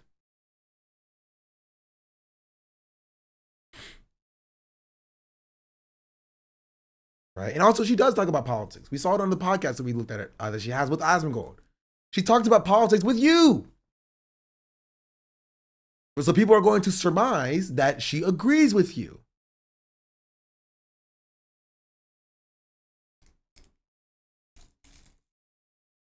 There are people that don't want to play the game. There are people that don't want to be involved. And whenever you say, I don't want to be involved, it doesn't mean that you don't care. It means that you want to take a step back and let somebody who understands it better explain it for you. Because, like, I mean, there's already 1 million people, for example, talking about every political issue. Like, what unique insight is, like, a live streamer going to have, right? I mean, especially, like, I mean, yeah, maybe if it's somebody that covers this stuff regularly, but, like, if you play video games for a living, it's not like you're going to have some kind of unique insight on, you know, like, expanding the scope of human knowledge about, or ethics or morality about, you know, X or Y political issue. X or Y political issue, like what, Asmongold? Is it like ICE murdering and killing American citizens in the street? No, you can have a take on that. This is not politics. This is morality. This is not politics. This is like whether or not you're a good person or not. If you see what ICE is doing and you feel neutral or positive about it, you are a bad person. And I think the audiences have a right to know whether or not you are a bad person. I, as a person who wants to watch content from people, want to know and make sure that I'm supporting people who are good people. Right? So if I ask you, are you a good person? And you say no comment, I know, all right, time to check out of this person's content.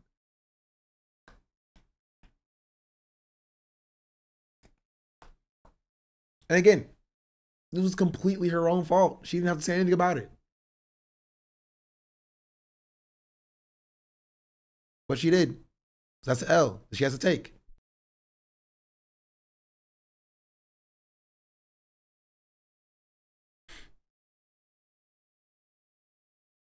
That's it.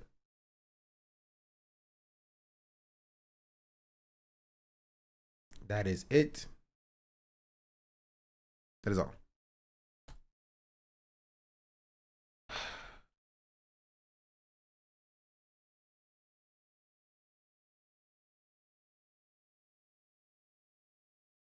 Anyway, Miss Kiv is worse. Confirmed. This was a funny tweet from by me about Jake Paul. I thought it was hilarious. Was she getting hate weeks before this regarding Tectone and Lakari? I don't know, but honestly, right? Honestly, she should have been getting hate, but like, yeah, no, I think that should be questioned a little bit. I think Emiru has skirted past a lot of the critique that she should have been getting about her association with these people. Genuinely, she had a podcast with Asmongold, Tectone, and Lakari, and nobody questions about what her positions on these things are. And she interacted with Rich Campbell. Like, I'm sorry, like you open yourself up to criticism just by the nature of the people you talk about. Trying to get excited for Bad Bunny. I honestly, don't get mad at me. I'm probably not gonna watch the Super Bowl. I'll probably see clips of the halftime performance on Twitter. I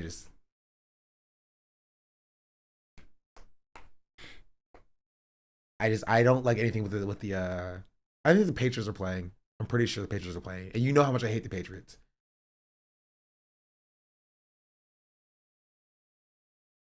Patriots and Seahawks? Yeah. And you know how much I hate the Patriots.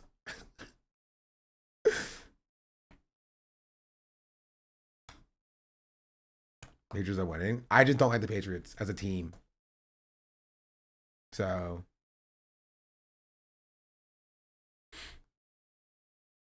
the Patriots are watching. We watching Kid Rock. Okay.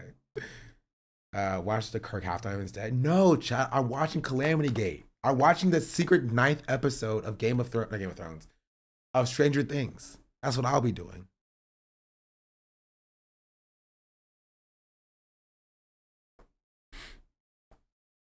Anyway, I did see this tweet from Linus.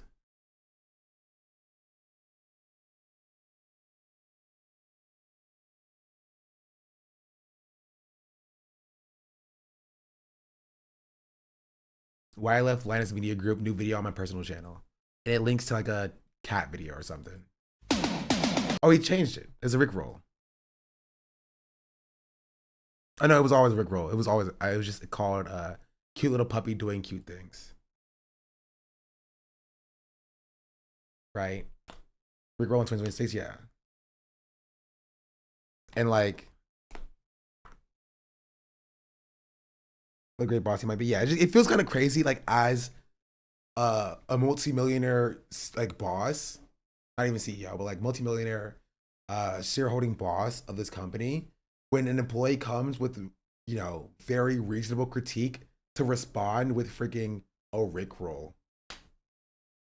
You know?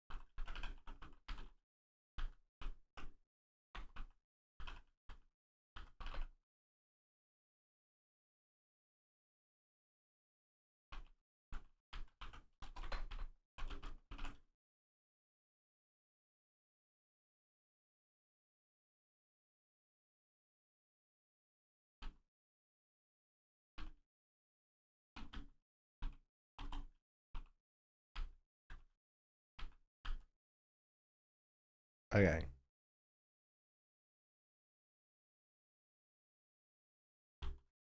This is a tweet that I have so far.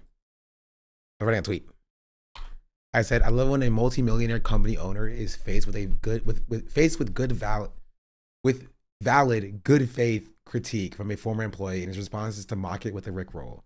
Union busting capitalist asshole. So I'm millionaire wrong? Did I?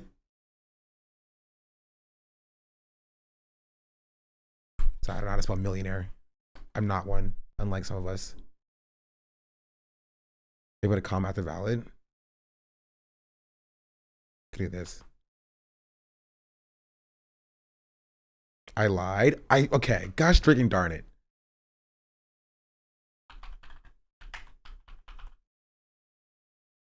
I got.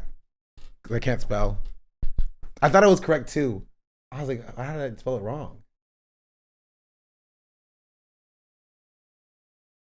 Other when a multi-millionaire company owner is faced with valid good faith critique of a former employee, and his response is to mock it with a Rickroll. Union busting capitalist asshole.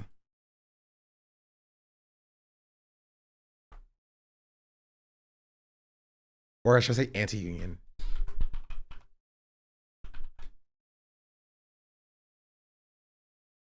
Add an M dash. How do you even do an M dash in like on the keyboard? Is it just 2 dashes?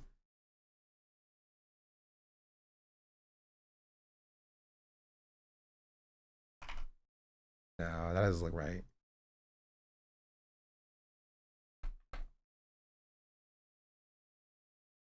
Alt 015. What is that even? What? How do you do that? Do you have to hold on all keys at the same time? On the numpad? I don't have a numpad. I literally don't have one on my keyboard. So yes, that's so stupid.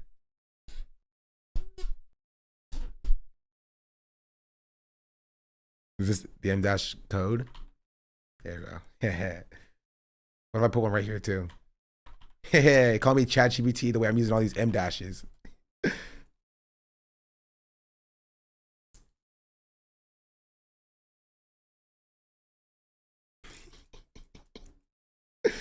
Gear science or don't know all shortcuts. No, that's stupid. Also, I don't use M dashes.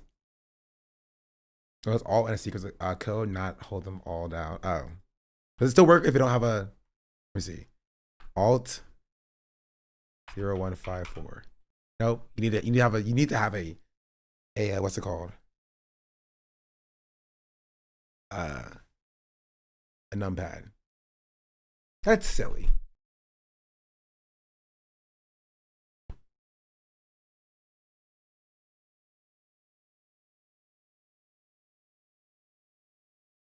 Hold on.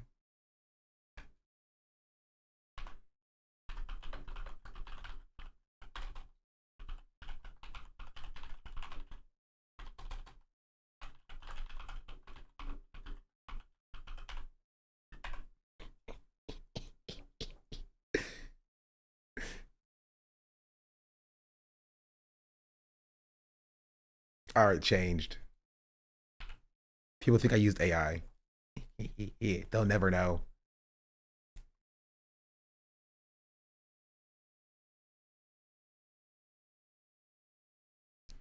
No, okay. Post. All right. I think that's it, chat. I think that covers everything that I wanted to cover today. Let's see. Hutch, Emiru. I also escaped the big game here. What is this? From Autistic. Did I see this before? Okay. This is the only clavicular clip I will show. If you send another clavicular clip, I will ban you. I did not cover Super Sentai ending.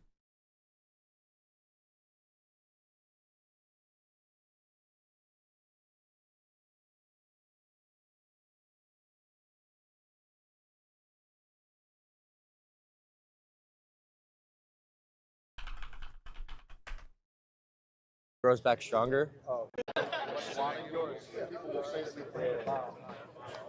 I'll let you know in the comments.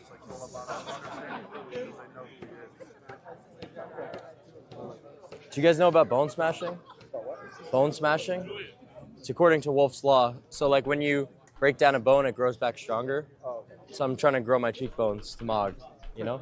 I feel like if I was more Mog, they would let me slide. Is that true? No. If I was more Chad? No. Fuck. Maybe we were less autistic. Yeah, it's pretty much the autism pill, I'd say.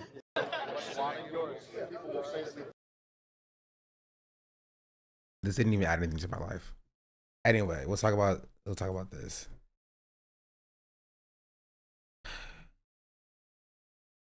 Super Sentai is on hiatus. The original Power Rangers, that Super Sentai, has ended its weekly TV run after 50 years and 2,457 episodes. That's more episodes than One Piece, baby. Power Rangers is better than One Piece. The Japanese Super Sentai franchise, it laid its foundation for Power Rangers by supplying its action footage suits in Zord for decades. Just like One Piece first season, exactly like One Piece first season. Best Ranger series, Dino Thunder.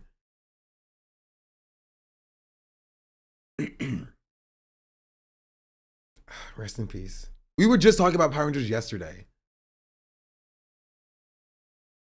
I freaking love Power Rangers, bro. It's so campy. You know, it's your fault. Yeah, it's my fault. Is that Power Rangers every day? That's true. That's true. I do. It's awesome campiness though. It is. It's so cool. You maybe okay. How do I feel about this? Maybe in tribute, I draw my first ever Power Rangers fan art. Second ever. I drew one already. And it wasn't good. Super Sentai used to do a Pass Torch clip on a last episode. Yeah. And Power Rangers did it, and it sucked because Power Rangers didn't do it. But Super Sentai was so much freaking better.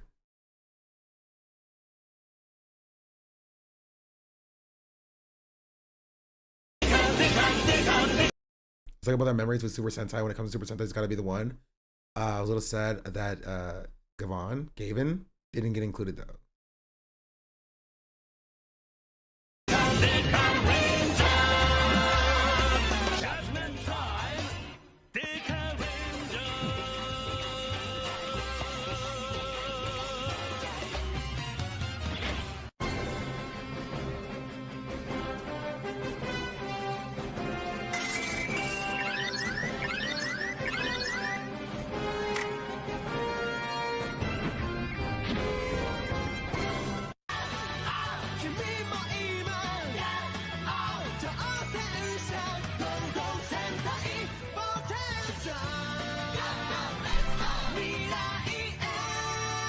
But we didn't get all this because cool stuff, but it's so cool.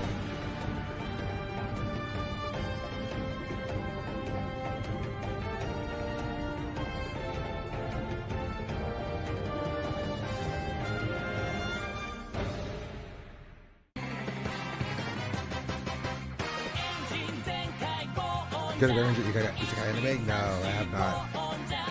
This was the RPM was the last good Power Ranger series, in my opinion. This is when Nickelodeon took it from Disney. And I'm sure Super Sentai was actually just like a better version because it didn't really change. But in the US, Power Rangers changed hands. And it got bad. You should read the comics. I have the comics. We talked about it yesterday. I have a lot of the comics.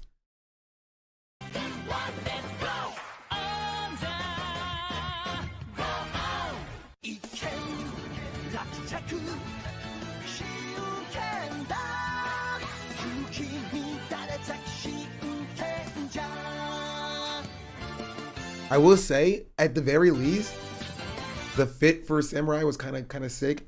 Megaforce's fit was so bad. It was so bad.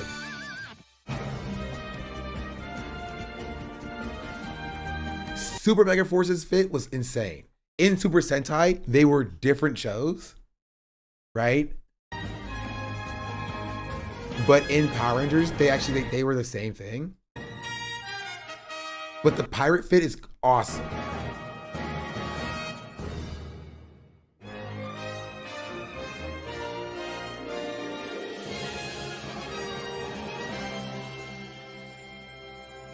That was kind of cool.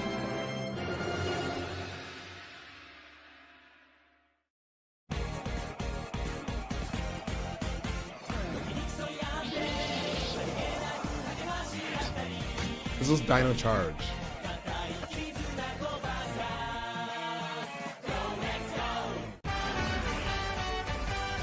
We never got this one.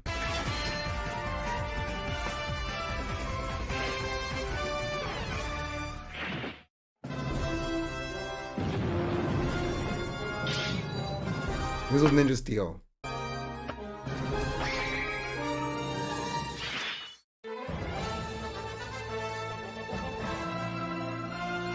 We also never got this one.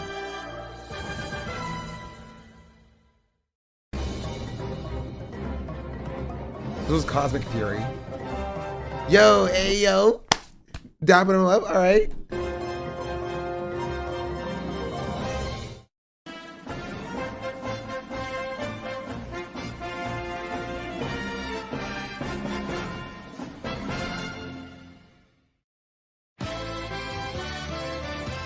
Okay. Is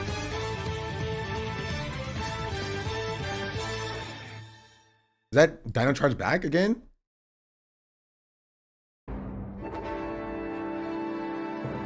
Yeah, Kamen guy? Not really. Dino Fury? Oh, Dino Fury. That's what it was. Yeah.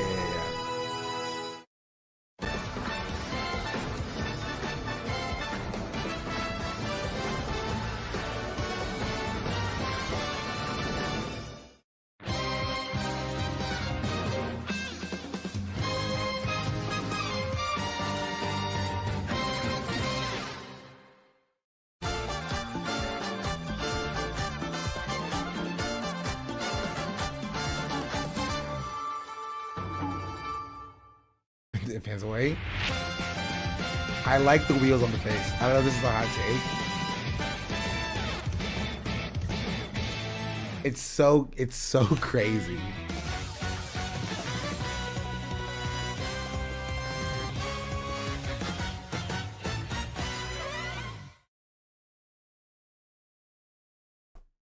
The Power Rangers copy the concept Sentai did? No. Super Sentai filmed the footage. They would take that footage. They would send the footage of the Ranger forms and the Zord fights and stuff like that. They would send that footage to Power Rangers in the US. They would take that footage, chop it up, cast their own actors, and make their own story for for that footage. So they would like take the footage and be like, oh, what would work for this story here with this footage? Oh, let's do this. And the Rangers would like do their own voiceovers, and then they would film like the pre-fight scenes and then like put the footage back in. Or the show news clip as B-roll in Japan. It's in Power Rangers is all Japan. Yeah. Unless they film over it. Sometimes there'll be some like it really depends. I wonder if a similar concept of this exists with anything else. Not really. Just because it's also interesting because sometimes Power Rangers would do something unique, and then Japan would take that from Power Rangers. Like when it came to like the Battleizers, like sometimes the Red Rangers get like a new outfit and a new armor. That's a Battleizer, and Super Sentai would be like, oh, that's cool. They'll take that from that series and use that in the Super Sentai of the next series, right? So it was literally cultural exchange. It was so cool. It was so cool. Like normally adaptations would be a fully not just segment. It's so unique with Power Rangers. Yeah, it's a really cool thing. But now it's over. Power Rangers itself ended because it knew Super Sentai was ending. The last Power Rangers series was with Cosmic Fury, and now Super Sentai is ending its weekly show. It's going on hiatus, and so now there's going to be no new Sentai or Power Rangers for a while. Right? You'll probably get new comic books. But it's such a fun, campy show. It's so cool. I love it. I think Power Rangers is like tied with Dragon Ball, which is my top media.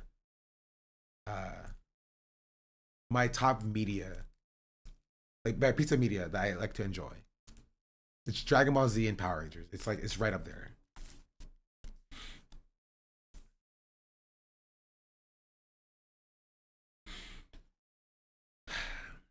The children need Power Rangers. I agree.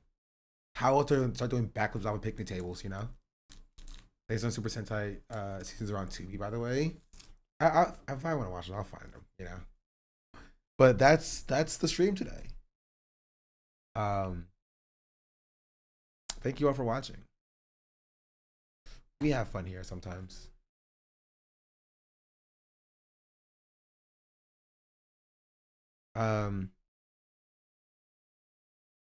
Enjoy the Super Bowl, chat. I'm gonna say 37-23 Seahawks.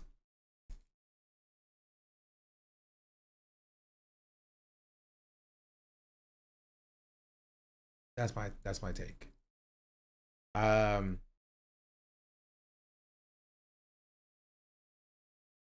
We'll see. We'll see how that goes. And if that's it, and that's all, I'll catch y'all on the flip side.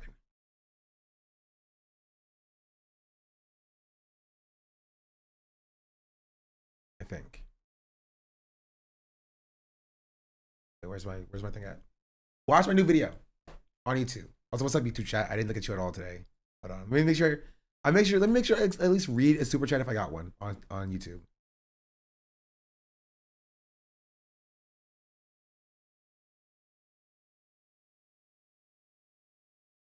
Nope, we're good. All right. Adios, YouTube chat. Peace out.